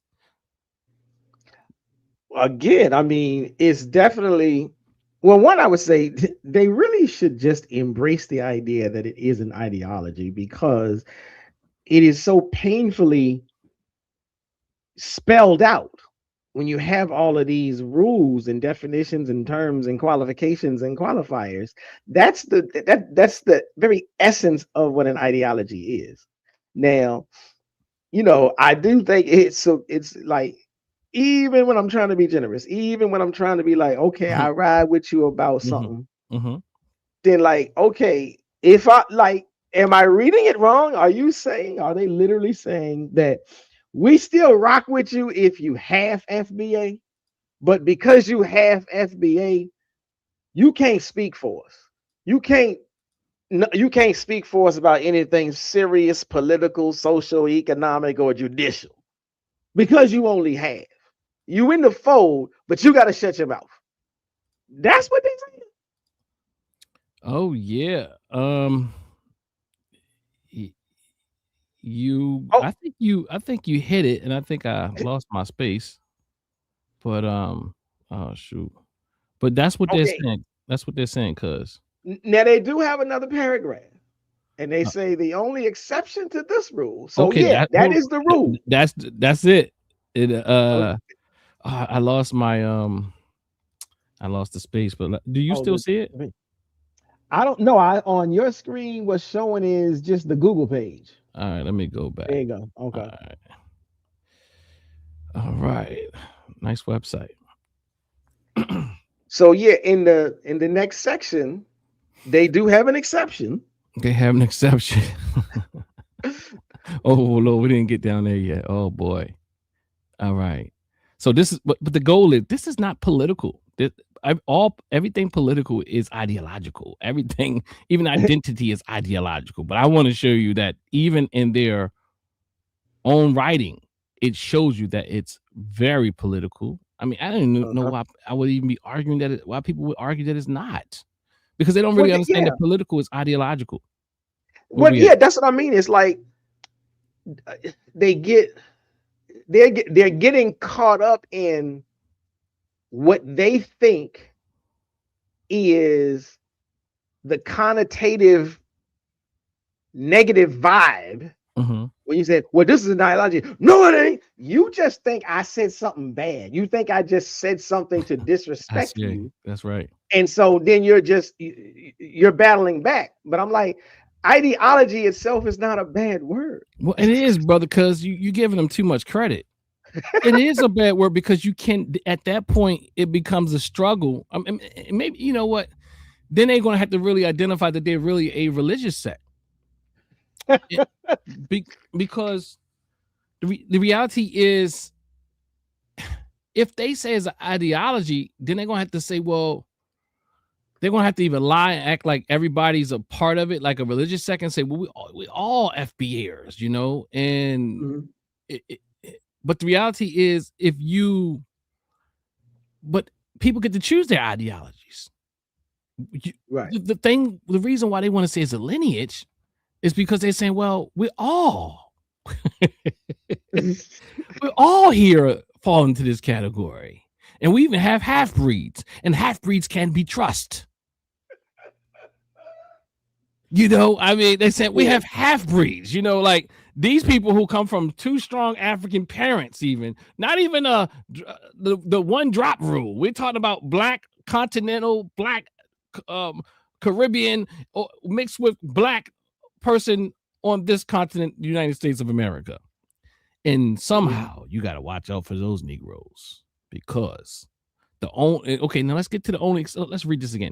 An FBA individual whose non-FBA parental lineage comes from a person who immigrated to the United States after 1970 should not be considered or looked upon as a representative or spokesperson for serious political, social, economic, and judicial issues that affect foundational Black Americans successfully. Now, I'm going to just cut to the chase. 1968, some major things happened. Also 1965? I can't remember but anyway, they want to include all the now this is my hypothesis, that they want to be able to include Malcolm X and the others who have parents who have migrated from other spaces that they know will be our sacred cows. You better not mess with Malcolm, you know. So after 1970, of course, they said this whole the immigrants after that came in and they formed their own communities, and the way that the government organized some laws and things of that nature had them become more displaced. I don't even know where they're talking about, really. I mean, like, every city don't have like immigrant blacks that are separate from the other blacks. Like, I mean, if you're like in maybe New York, perhaps, even Baltimore, just to be honest, we have a major Caribbean population, and they do move out into certain spaces, but it's still very integrated with other Black Americans. You have Park Heights in Baltimore that there's a lot of Caribbean restaurants. There used to be more. A lot of Jamaican, more Jamaican than anything. Then you have Trinidadian and others, you know. But you have the brothers and sisters from the continent, and they might live out in Randallstown, but they also live in the community. And you have to also realize, they'd be like, so where all that? People ask the most interesting questions. Where the Africans at? Where the Caribbean people at? I ain't go to school with them. I mean, I ain't see them in my, like, bro. First of all, second generation is very difficult to tell because they grew up with you. Right. If you ain't ever going to, you hear so many people, even that's part of these documentaries, said, I didn't know they was Caribbean until I went to their house and they offered me a certain type of food. Right. You don't always, it's very difficult to just say someone's Caribbean, because what do you think? You're going to do the hairline test that they talk about? Like, it just don't work that easy. Even brothers and sisters from the continent, you know, and it's so crazy. But nonetheless, let's keep going. The only exception to this rule is if the half FBA individual has verified track record of loyalty and tangible contributions to the betterment of the foundation of Black Americans on a grassroots level.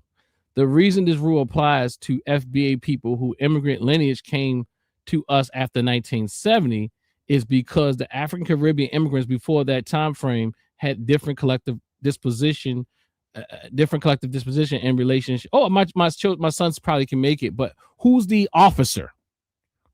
There you go. Yeah. They don't have. I mean, there's it's not an ideology. They don't have leaders. So who decides? Who? How do we vote on this? What type of process do they go through? There's not an ideology. There's no leader. There's no body. It's not an organization. Who decides on and who quantifies whether or not the track record is who verifies the track record? Who verifies and quantifies the loyalty and the tangible contributions to the betterment of foundational Black Americans on a grassroots level? And when you get upset with them, can you just call them, if they disagree with you for one thing, and you're going to just say tether? Yeah, that's I mean, even in the chat, you know, they're still assigning us the label of tether because we're not on the bandwagon. We're not, even if somebody said, I'm halfway on the bandwagon, well, you still a tether because you're not all the way on the bandwagon.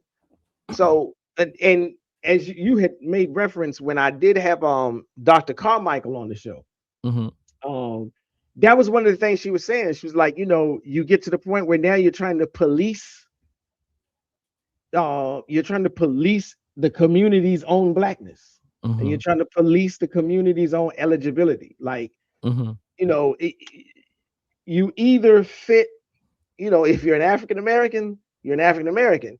Can't nobody, like, you can't, like we may all have a huge problem with Candace Owens. We may all have a huge problem with Clarence Thomas. But no one has raised the flag to say she ain't African-American. No, because you can't take the ethnicity from somebody. Even if you want to, you can have some jokes. You know, you can get online and say we want to revoke the black card, but it's a joke. She's still an African American. But that is not the truth. That's not the same with the FBA. As soon as you get out of line, you ain't FBA.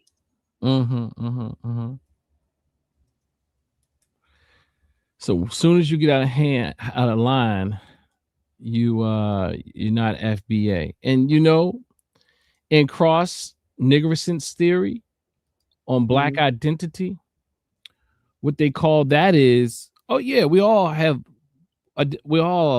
black, or we have Black identity, but someone like a Candace Owens or the young lady who used to be on a Huxtable show, they're more like assimilationists. So they still fall under the umbrella term of African American or what have you. I think, not sure if Candace Owens had some quote unquote lineage elsewhere. Maybe, I'm not sure, but yeah, but nonetheless, somebody in the chat said that she's somebody in the chat said she's Jamaican, and I'm like, okay, you know, so I got a bad example, but you still know what I'm saying. Okay, we can switch it over to Clarence Thomas. The point still holds. Or Thomas Sowell, or Glenn Laurie, or many other people like that. Right. In fact, I'm going to argue that brother, Frank Zanu, studied them, and and they all getting that bag off of being. They all getting that bag. Even Glenn Laurie talks about, you know, he held his position sometimes and was afraid to come out. And really alter his position because of his audience. You know, there's a lot that like if you really want to be like a Jesse Lee Peterson, there's a lot. Look, you'll get some money, and your YouTube channel will grow quickly. It will grow, yeah. The African brother Frank Zanu is like, well, you know, people think I've been doing this for years, and you know, I've only been doing it for 8 months. When he was on I want you and I to do a I saw that.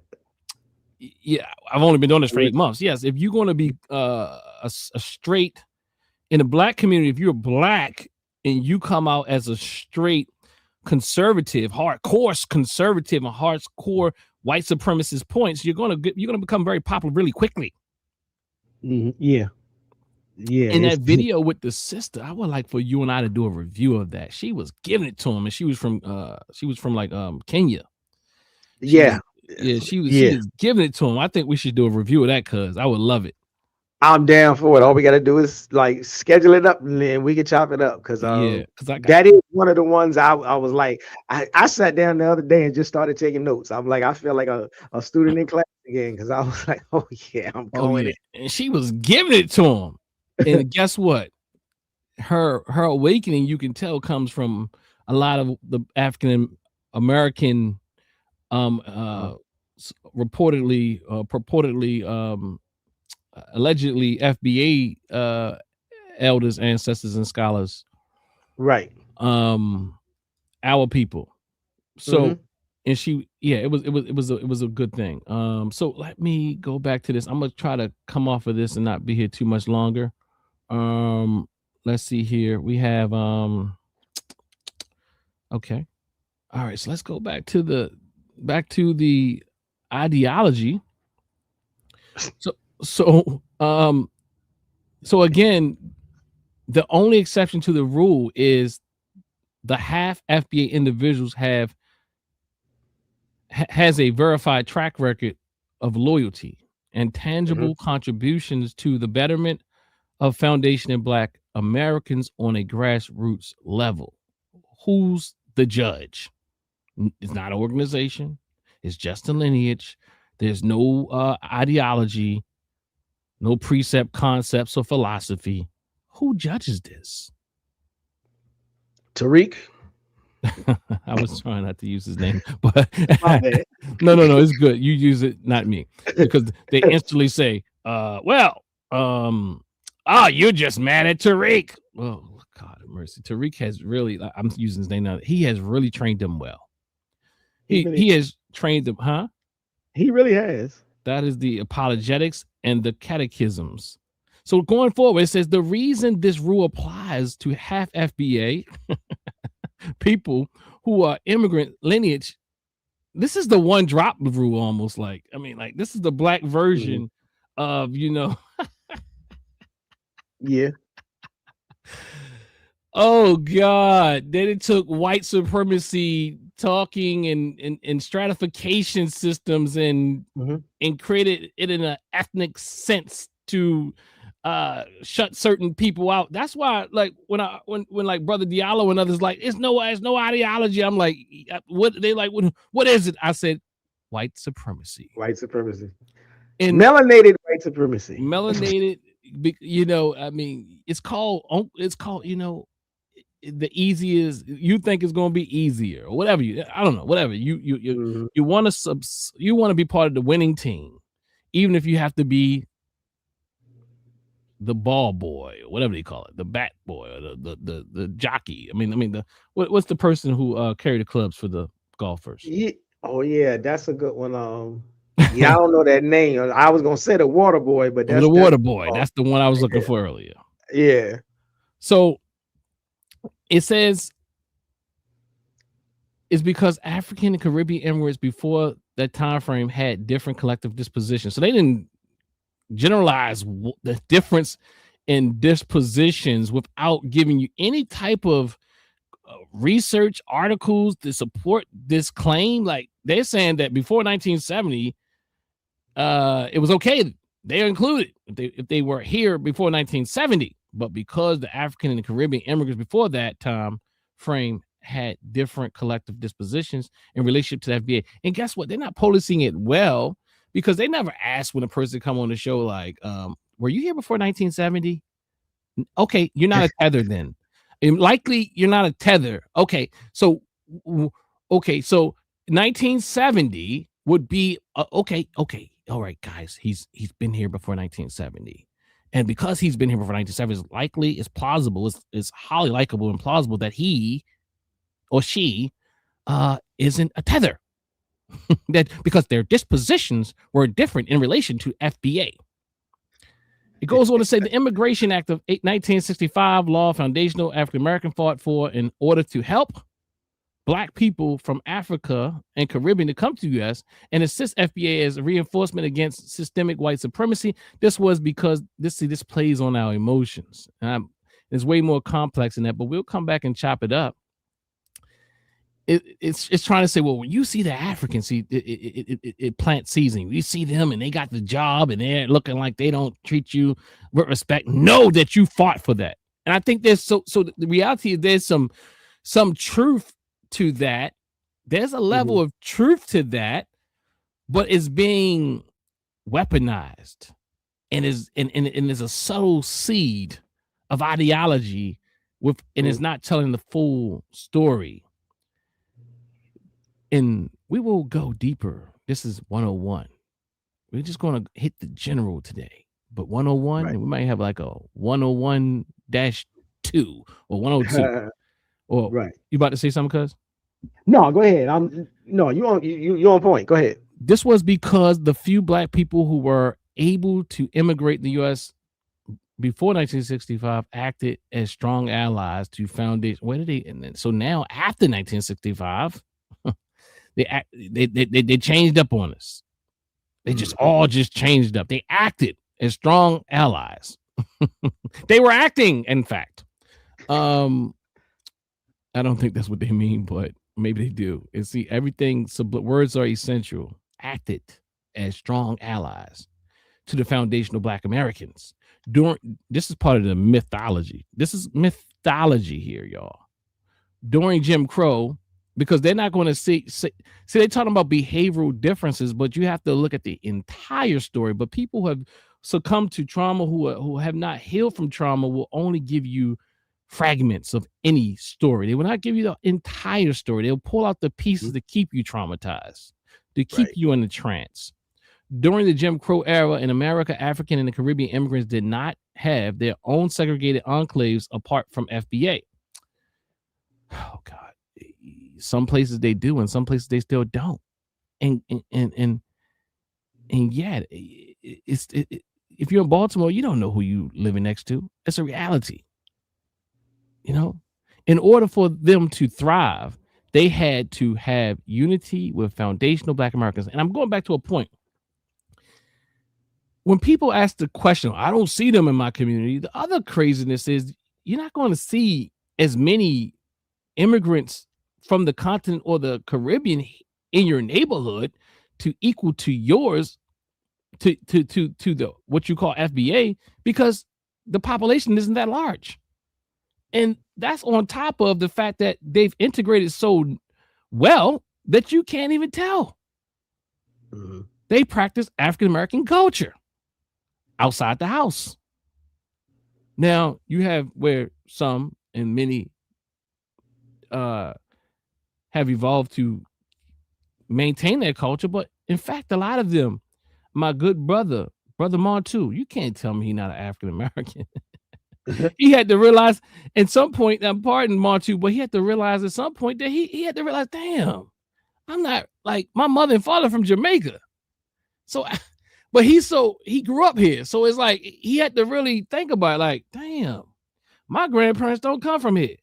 But he's so entrenched in African-American culture because he grew up here. He had to really take a step back and say, damn, I'm not like African-American the same way you African-American. You know, he had to like really look at that. In order for them to thrive, they had to have unity with foundational Black Americans and get on code. That's their word.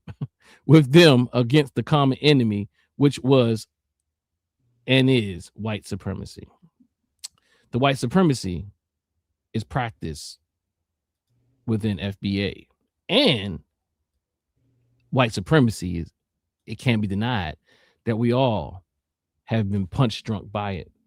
And people like the Frank Zanus are practicing white supremacy at best. He tries to intellectualize it. He's very tricky. He makes good points at times, but then he can't hold fast on anything. So let's see if there's anything else I want to hit here. Let me just finish it up real quick.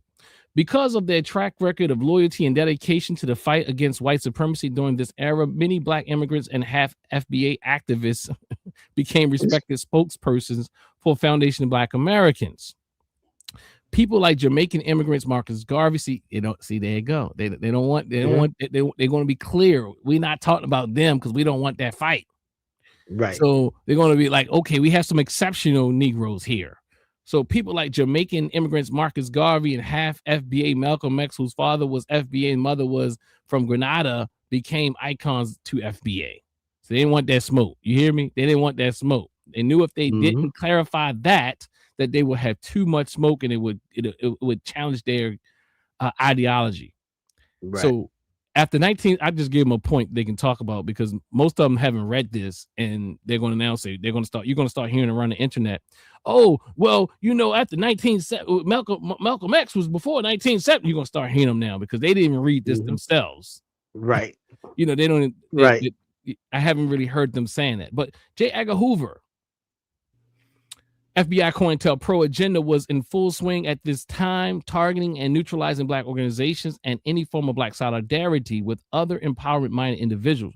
This was also the time when large groups of African and Caribbean immigrants were being allowed to come to the U.S. government, would come up with ways to use some immigrant groups as buffers against foundational Black Americans. I mean, let's look, okay. Now you want to say how they use immigrants as buffer groups, and the U.S. government didn't intend on allowing another Marcus Garvey or Stokely Carmichael. Then they trying to play with the words like, well, we still love Marcus Garvey and Stokely Carmichael though. But at the same time, they're saying they use buffer groups as if they didn't use us against us within they call FBA. Mm-hmm. Like, you're leaving out things. That's what a traumatized mind does.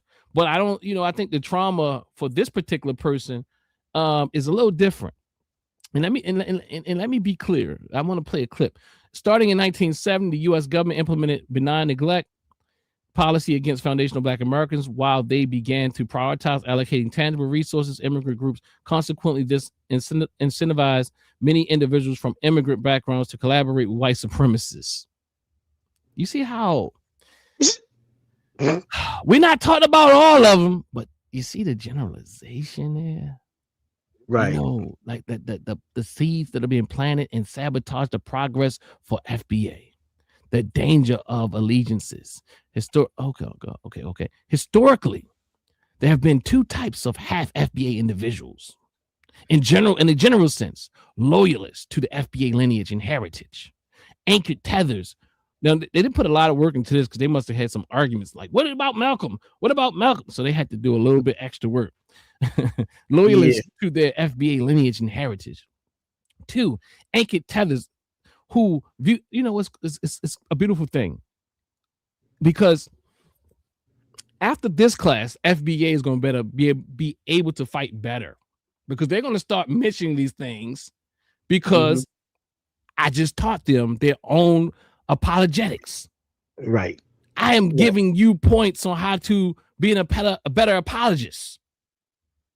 I'll guarantee you're going to start hearing them say, well, because 1970 and before, like, you haven't heard them say these things. And Malcolm X, they would never come back. But now that I'm giving them a lesson that helped them out with their fallacious fight. That's sad. But let's see. So there's two types. Half FBA of FBA individuals in a general sense. Loyalists to the FBA lineage and heritage. Anchored tethers who view FBA society as a group to exploit, ultimately, and replace. Okay, so it's black and white. That's all you got. You got two. They either all for us or all against us. There's no nuance. It's black and white. It's trauma written.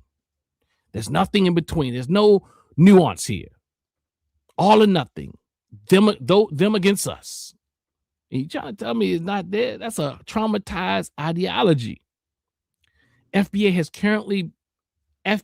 to currently be skeptical about certain half FBA people. Just listen to that. Like, just to say half FBA is like, wow, it does something for your mind. Like, oh, you're a half breed. Yeah. who want to act as, say it again. No, go ahead. I'm saying, yeah, it does. It's insidious. Yes, it is very insidious. FBA has currently FBA's. Let me not do that. I love y'all. I was going to say look it up, but FBA has to currently be skeptical. See, this is that trauma stuff, and this is what people do in their religions. They say, don't greet them Godspeed. Anyone who does not bring you this doctrine, do not greet them with Godspeed. That's why I put it down lower in the subgroup in the religious categories almost. FBA has to currently be skeptical about certain half FBA people who want to act as spokespersons for FBA collectively. Why do they come back here? If a person has dual allegiances to different ethnic groups and cultures,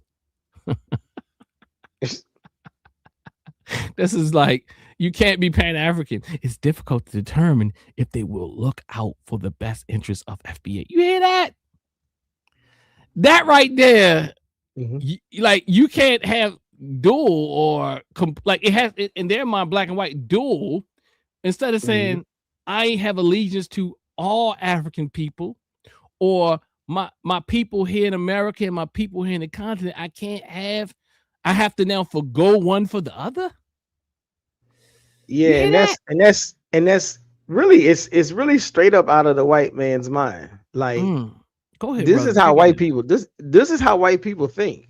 You know, they even this government went through this whole thing about whether or not they were going to issue dual citizenship and who should be allowed to get dual citizenship, because they were saying they're afraid that if they give dual citizenship, people would have, this tug of war on who they're going to be loyal to. But it's all stemming from white man mindedness. I mean, quite frankly, it's not that difficult to be able to separate. You can sit in two different camps and assist both camps. But the notion that if you are in two different camps, you're going to be an enemy to one, that's paranoia at best. Oh my God. It is. And it's also a trigger. It's a doctrine. It's a doctrine to exacerbate the trauma that's already there, that's laid dormant. It's a trigger. It's a way to penetrate those who have done healing. Because there's those of us who do the hard work. Because when you're in this society and we all get touched by this ideology of white supremacy, and I say ideology, be clear. I don't want no debates, Diallo. I'm not saying it's a real thing. So it's an ideology that we all are fighting. That is that Afrophobia that Dr. Wade Noble speaks about and others. We've been taught to hate ourselves. So when we go through these healing processes,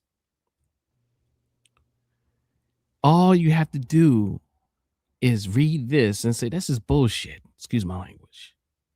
And then you go to work and you see an African brother say, who didn't smile at you. And you say, you know what?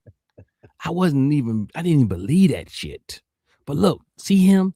They right about that shit. That's how it is. And this is how people implant ideas in your mind.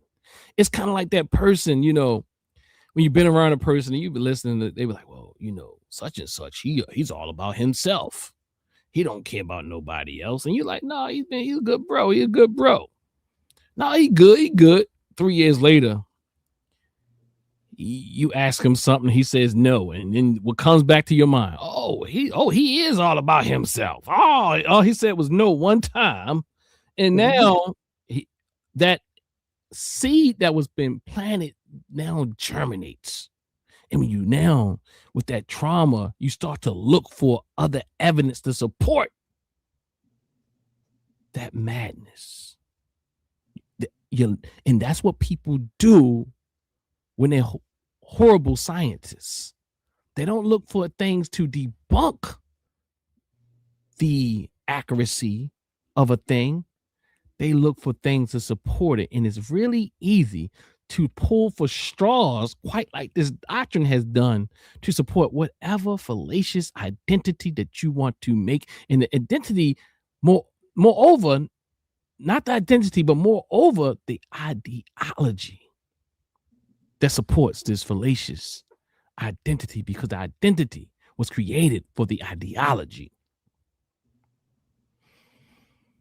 It says, where did I leave off? It says, let me just start over. It gets a little bit interesting here. FBA has to currently be skeptical about certain half FBA people who want to act as spokespersons for FBA collectively. If a person has dual allegiances to different ethnic groups and cultures, it's difficult to determine if they will look out for the best interests of FBA, even for FBA. Oh, here we go. Who has a history of prioritizing other groups. Oh, if you speak up for, I guess that sounds like if you just speak up for another group. Oh, no, we need to do better. Oh, see, they prioritize. This is the doctrine. This is the catechism. This is the seed planted in your mind that tells you they are the enemy. Let's say it again. Even full FBA who has a history of priority or of prioritizing other groups, religions. What other religions? Why is religion in here now? So now religion in here, and you're just a lineage? Like prioritizing other religions? What religion is the FBA religion? What religion is the FBA religion? And sexual intersectionality over the best interest of foundational Black Americans must be viewed with reservations. So they now become the enemy. The words say with reservations, but look, you know what that means. That's planting. Go ahead, brother. No, go ahead. I'm tripping. I'm reading this stuff right along with you. So, and we talking about ain't no ideology. If anybody tells me there's not an ideology after today, I don't know what to do for you. Yeah, like I said, they would be better off saying, yes, it's an ideology and we can defend it. Now, I'm not saying that they'd be able to defend it. But again, keep helping them out, cuz keep helping them out. When you give them a lesson. When you deny clear facts, obvious facts, it's like you got your head up your you know what. It's just like it's clearly an ideology. It's clearly a laid out philosophical overview that is supposed to drive your optics, drive your mind towards thinking in a very specific way. About very specific people, about very specific topics. Absolutely. So if it walks like a duck and it quacks like a duck, it's not a pigeon. It's dark. It's even dark when you read it. Like, if you're a healed person, it really like, damn, this is what they put on the website.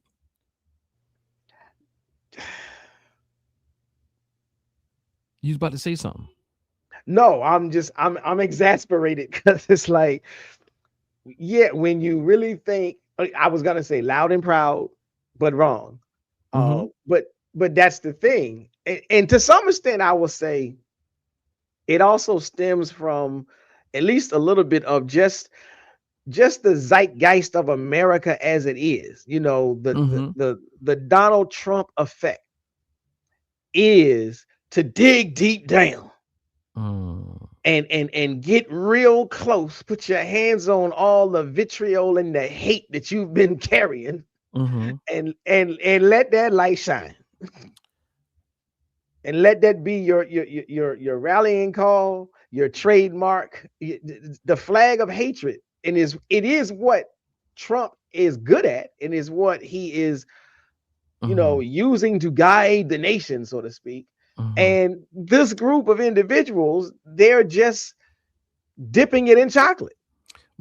My dear brother, and I agree with him that I don't know what he meant, but he said something on his post, and he's been kind of ascribing to FBA, and my brother, one of my brothers, you know, not my biological brother, but one of my brothers in the movement, been subscribing to this.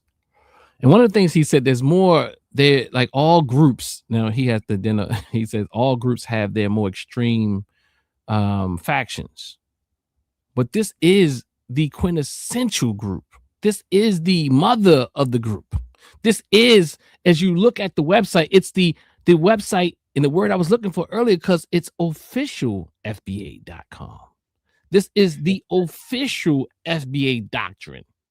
This is the official one where the copyright owner owns the copyright, and the one who created the term created and put together, I believe. Yeah. Official FBA.com. You can check me on that if this is the official website from him. I think it, yeah, I'm pretty sure it is. It It is. is. Yeah. So, so let's continue, and we're going to finish it up here, I believe. And almost all, okay, again, let's back up. I'm recursive because I like to, this is about educating. This is not about debating. Even for FBA, who has a history of prioritizing other groups, religions, and sexual intersectionality, and God knows, I have a debate with intersectionists, but I can't make them not African American. Exactly. And I'm coming to debate and really speak against that too, because there's divisive, there's some divisiveness there. Over the best interests of foundational Black Americans must be viewed with reservations. Okay.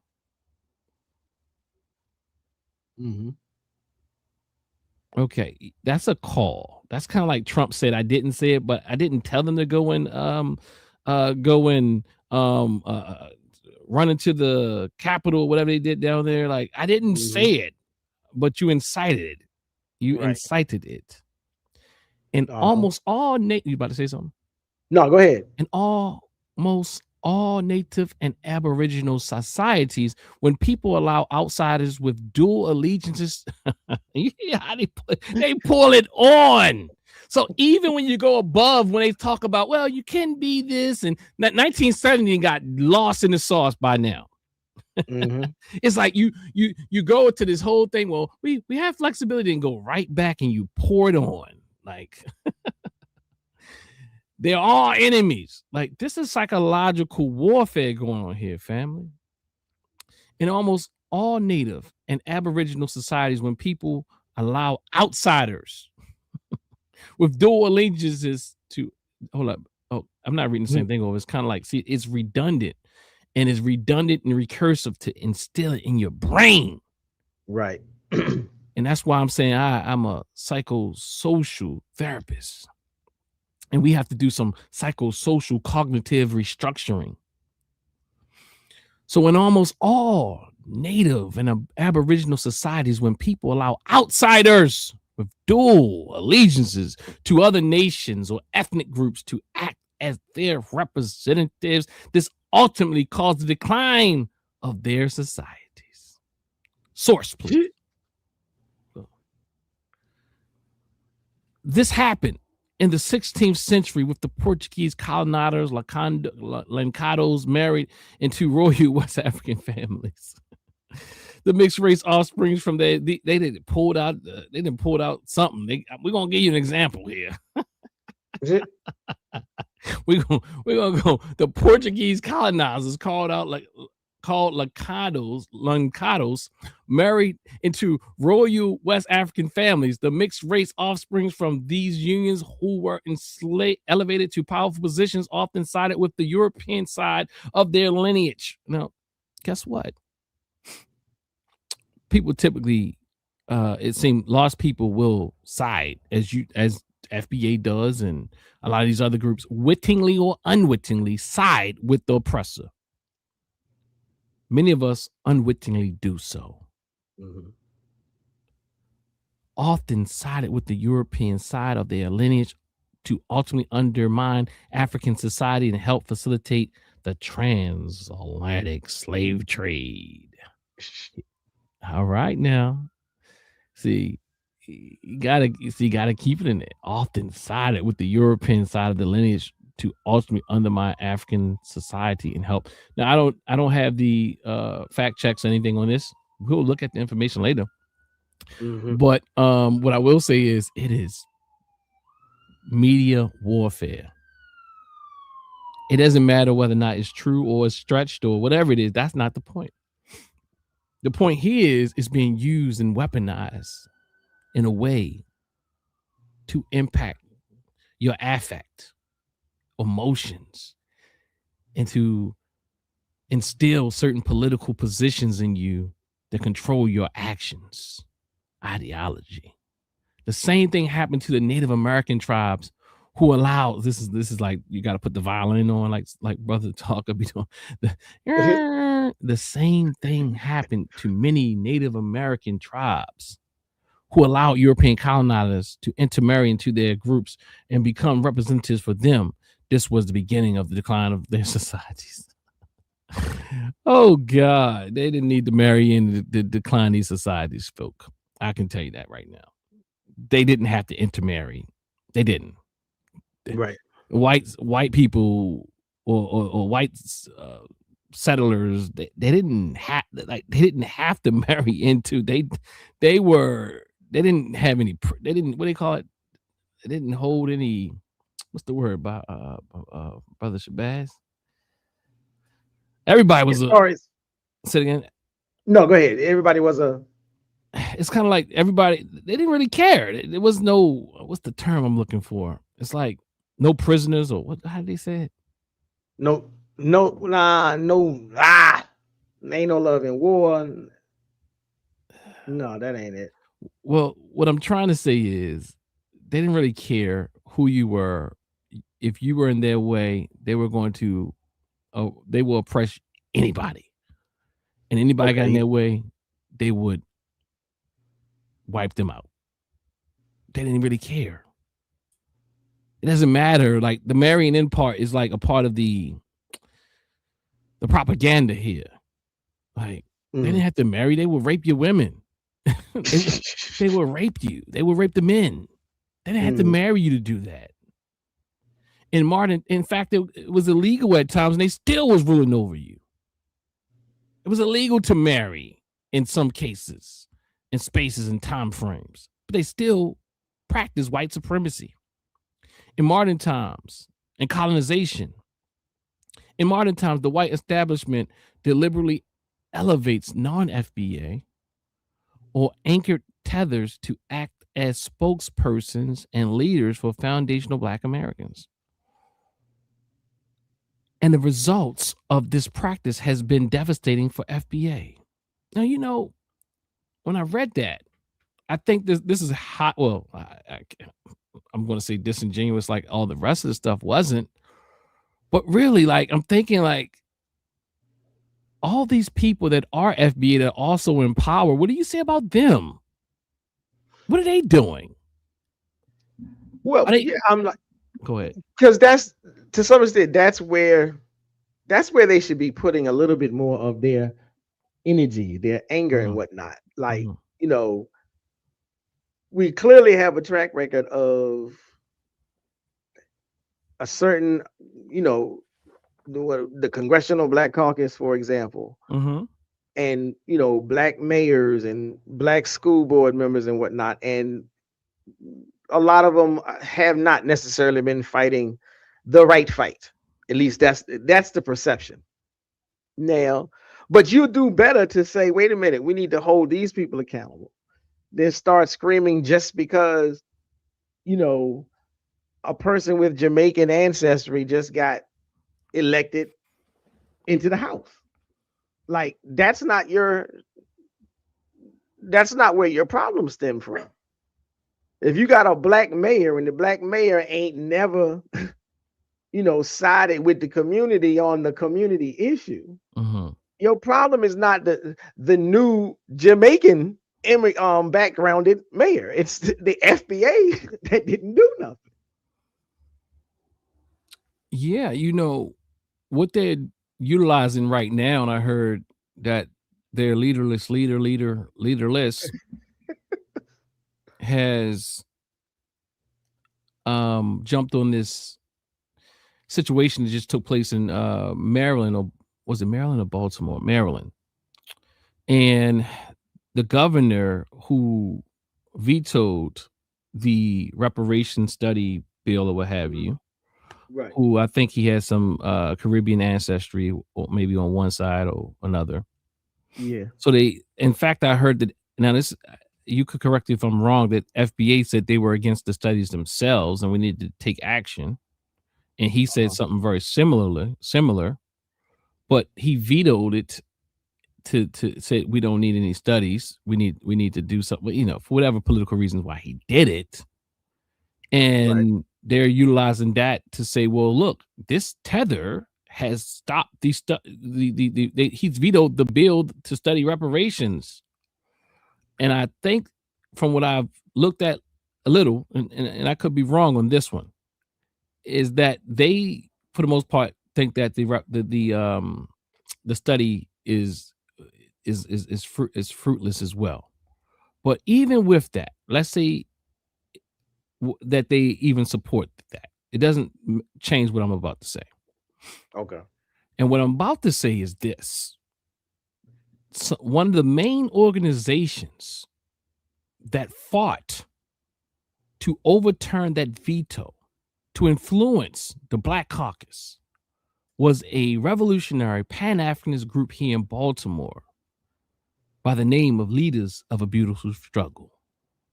So let me say that again. One of the main groups that's doing major things in the reparations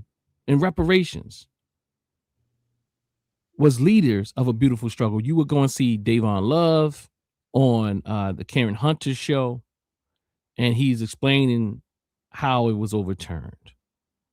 And he will explain that he and his comrades, good brother Lawrence and the sisters and everyone who works with that organization, who do wonderful and beautiful work here in Baltimore on the political front, always down at our state capital, Annapolis, really fighting on behalf of us here, which is another fallacy and myth that Black Pan-Africanists don't do anything here. They don't want to do things here. They're all about saving Africa when everything we do is right here.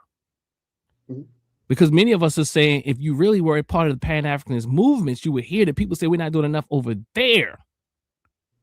Mm-hmm. Most of us do our work right here. Right. And we don't, and this, yeah. So without belaboring that point, I'm going to finish this last sentence here. I think, did I finish it already? In modern times, the white establishment deliberately elevates non-FBA or anchored tethers to act as spokespersons and leaders for foundational Black Americans, and the results of their practice has been devastating for FBA. They're putting all the blame on them. For this reason, foundational Black Americans should consider other qualified full FBA representatives to act as spokespersons for the collective interests of their ethnic group. That's how we're going to choose people depending on their ethnicity, not on their policy. What does that sound like? Brother Cuz, what you got for me before we going to close on out? Well, eventually they're going to get themselves into a trick bag, because again, they're operating under the assumption that a full-fledged FBA is always going to side with them. They already in trick bag. That's it.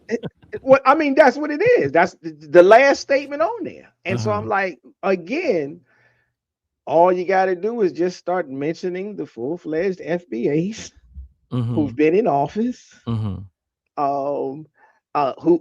take public stances and positions that are absolutely against the quote-unquote Black community, the FBA community. And it's like, well, Okay. I mean, you can say all of this, but okay, you know, again, Clarence Thomas. Since I'm no longer allowed to use Candace Owens, I still got Clarence Thomas. And what's the other Dr. Ben Carson? I still got Dr. Ben Carson. It's full-fledged FBAs, unless somebody come back and correct me again. And their stance, their positions, their public commentary, that, you know, the things they've done in political or legislative worlds are all against whatever the basic idea that an FBA says that the FBA is for. They say they for the reparations. Hey, I'm for reparations. But we got FBAs that have literally blocked reparations. We've got more FBAs that have blocked it than anything else, aside from white folk. There's been more white people blocking it. Most of the Caribbean or most of the immigrant blacks that are in office have publicly stated and voted for the HR 40 bill. Now they got a problem with the HR 40 bill, but the immigrant blacks said it needs to be moved on to the next level so you can get it done. So the ideology, the definitions, and the cautionary tales in the whole write-up, it still does not cut the mustard of what the reality is. If there's been more FBAs throwing monkey wrenches into the acquisition of reparations, then why are you not talking about them? Why are you talking about the immigrant blacks when they're not the ones that said, I don't want to vote for it? They're not the ones that said, I don't think we deserve it. Yeah. So it's very interesting. So when the way I like to close this out, because I thank you for taking this ride and helping co-facilitate this lesson today. I do want to say I love my brothers and sisters. I'm going to play another dear ancestor and elder who kind of caps off what I'm going to use it as a cap off to a degree. What Dr. Patricia Newton started off, another student of the mind, African-centered, Pan-Africanist, giant, elder, ancestor, and allow you to help me close this out with a certain type of conceptual point. You've said that racism is a mental disorder. Yes. I was interviewing a gentleman the other day, and I brought that up in a conversation, and he said, well, racism is not a mental disorder. He said racism is very ordered. He said that whites, Europeans, know exactly what they're doing, that racism is a political and economic convenience. How do you respond to that? Well, I think it depends on who you're talking about. If you talk about I think of systems as having designers, as having advocates, as having players, and as having pawns. This is from game theory, and I borrowed that from Bob Williams, who analyzes systems in that way. Everybody is not a game maker or a game designer. So the game designer might be conscious of creating a racist system, whereas the advocate probably becomes unconscious. They buy into the system that was created by the designer. And so the advocate is a racist in the sense that I'm talking about it, or the dealer, you know, those people who carry out the rules of the master in the system without really knowing why the master created the system, or even that a system was created. They just simply inherit a belief system and an action system. And in that sense, they are players in the game, but they are not the game makers. So okay. I make a distinction. Now break that down for the person on the street one time. Right. Go over that again. So there are some people who are puppets. All right. And there are others who are puppeteers. Thank you. Free your mind. I'll try to do a better job. Okay. Free your mind, Rich. So I didn't catch all the pieces, but this is a clip that I always play.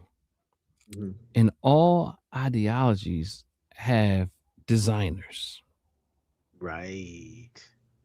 this is an ideology. And there is a primary designer, I would argue, is the one who brought the word forward, the one who has a website and owns the trademark.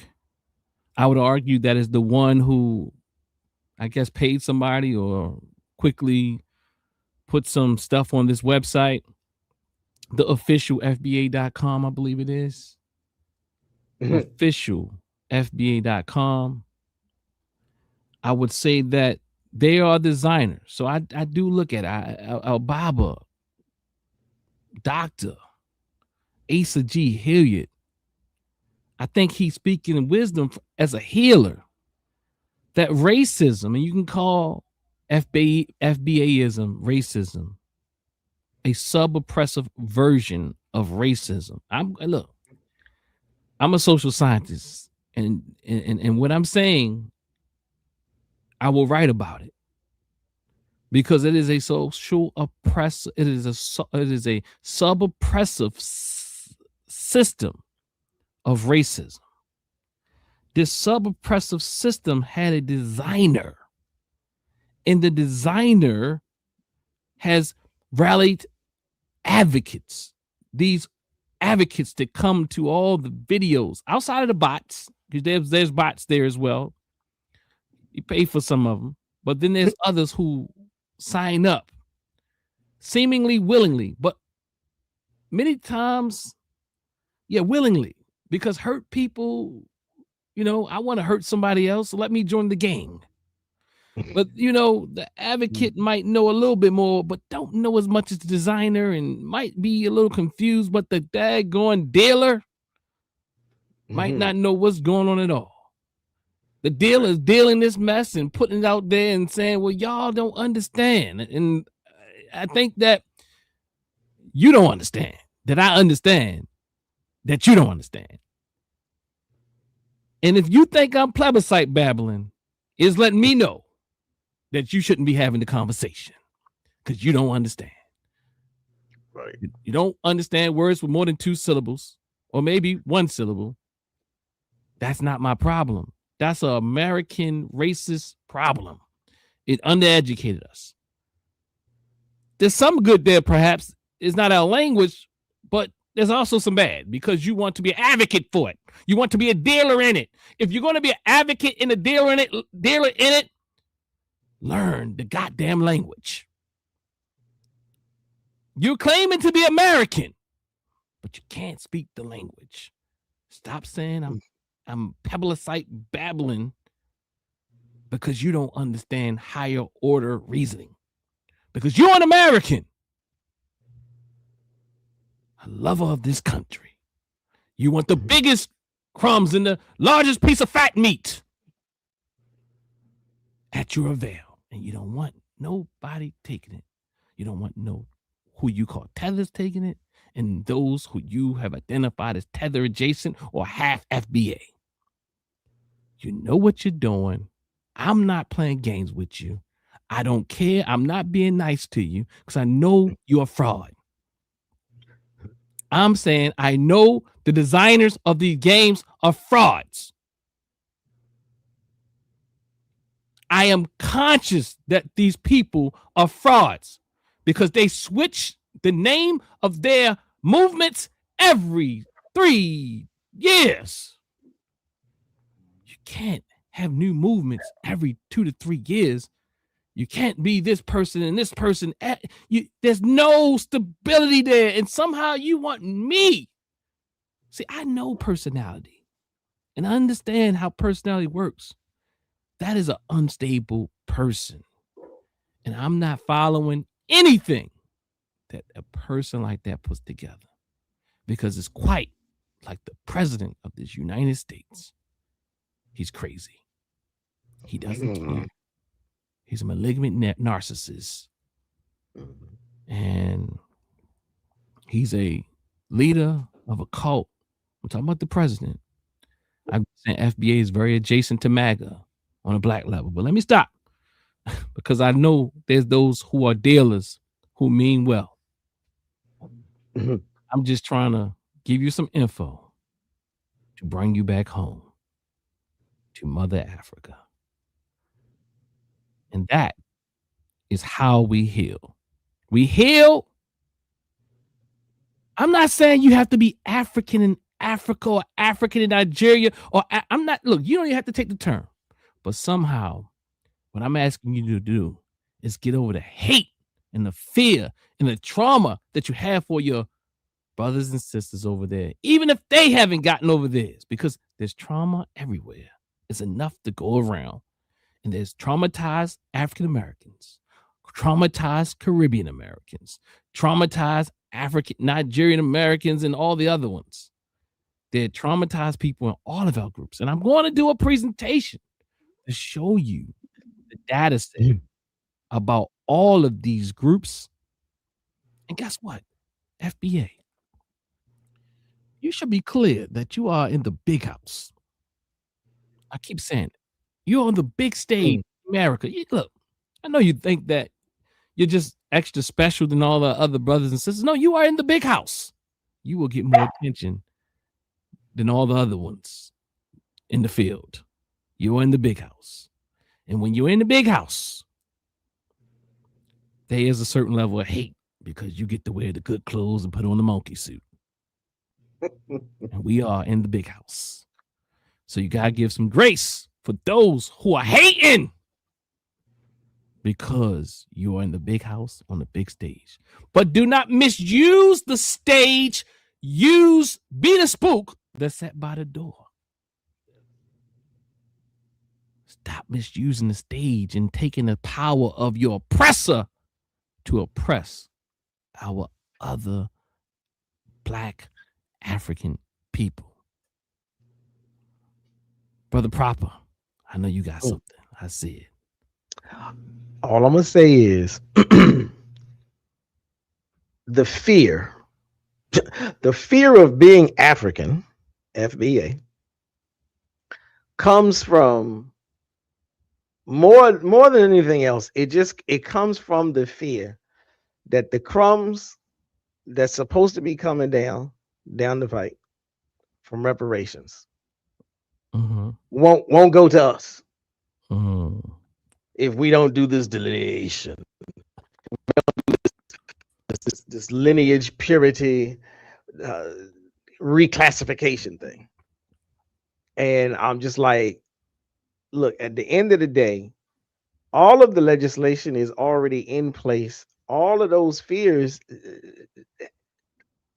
you're fearing something that can't happen because the legislation is already written in such a way to protect that thing from happening. So you're upset. It's much ado about nothing. You know, if reparations comes, it's coming to the people that are the descendants of the slave plantations in America. That's all there is to it. So you don't have that fear, although it's rooted in you. It's your rallying call, but it's already been taken care of. You know, the puppet masters, when you start playing into these games of divide and conquer, that's exactly what it is. When you feel justified in separating and splitting various groups within the race or the culture or etc., you're playing the game of divide and conquer. That's all there is to it.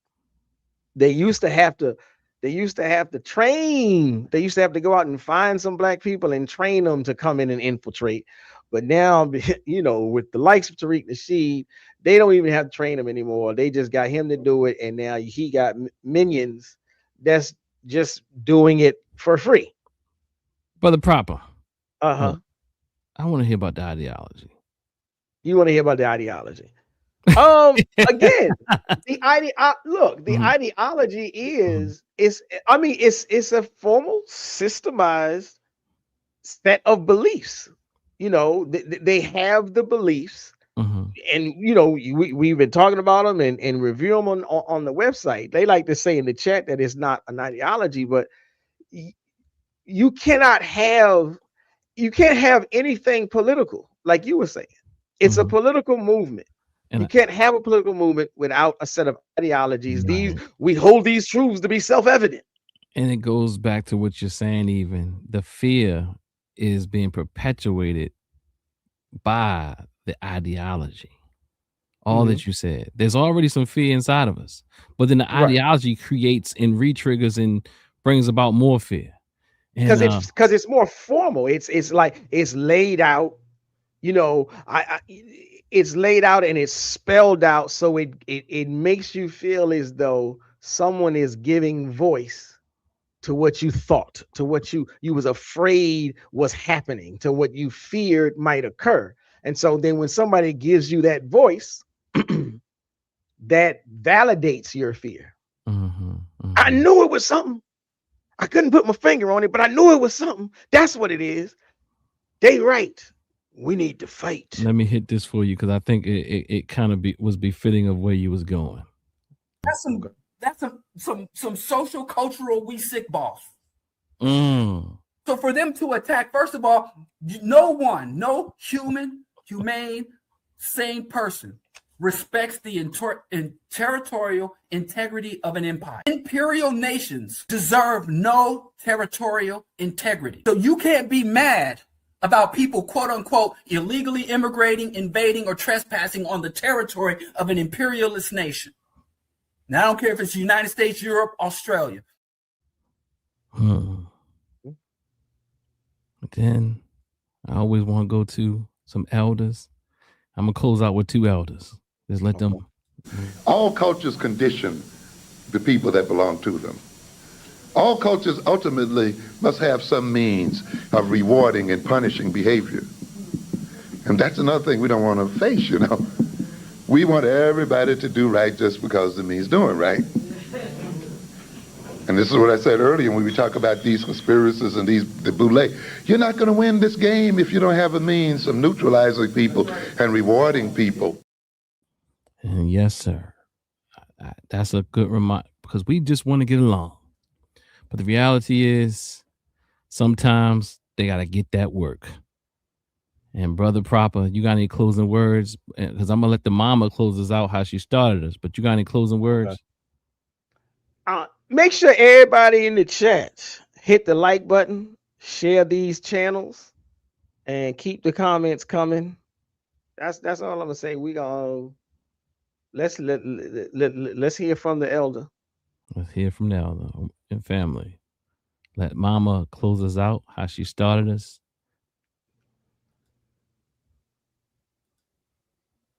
Okay. I think oh, is this it? That's not it. So did I take it off the stage? Physical, psychological, spiritual, and emotional enslavement.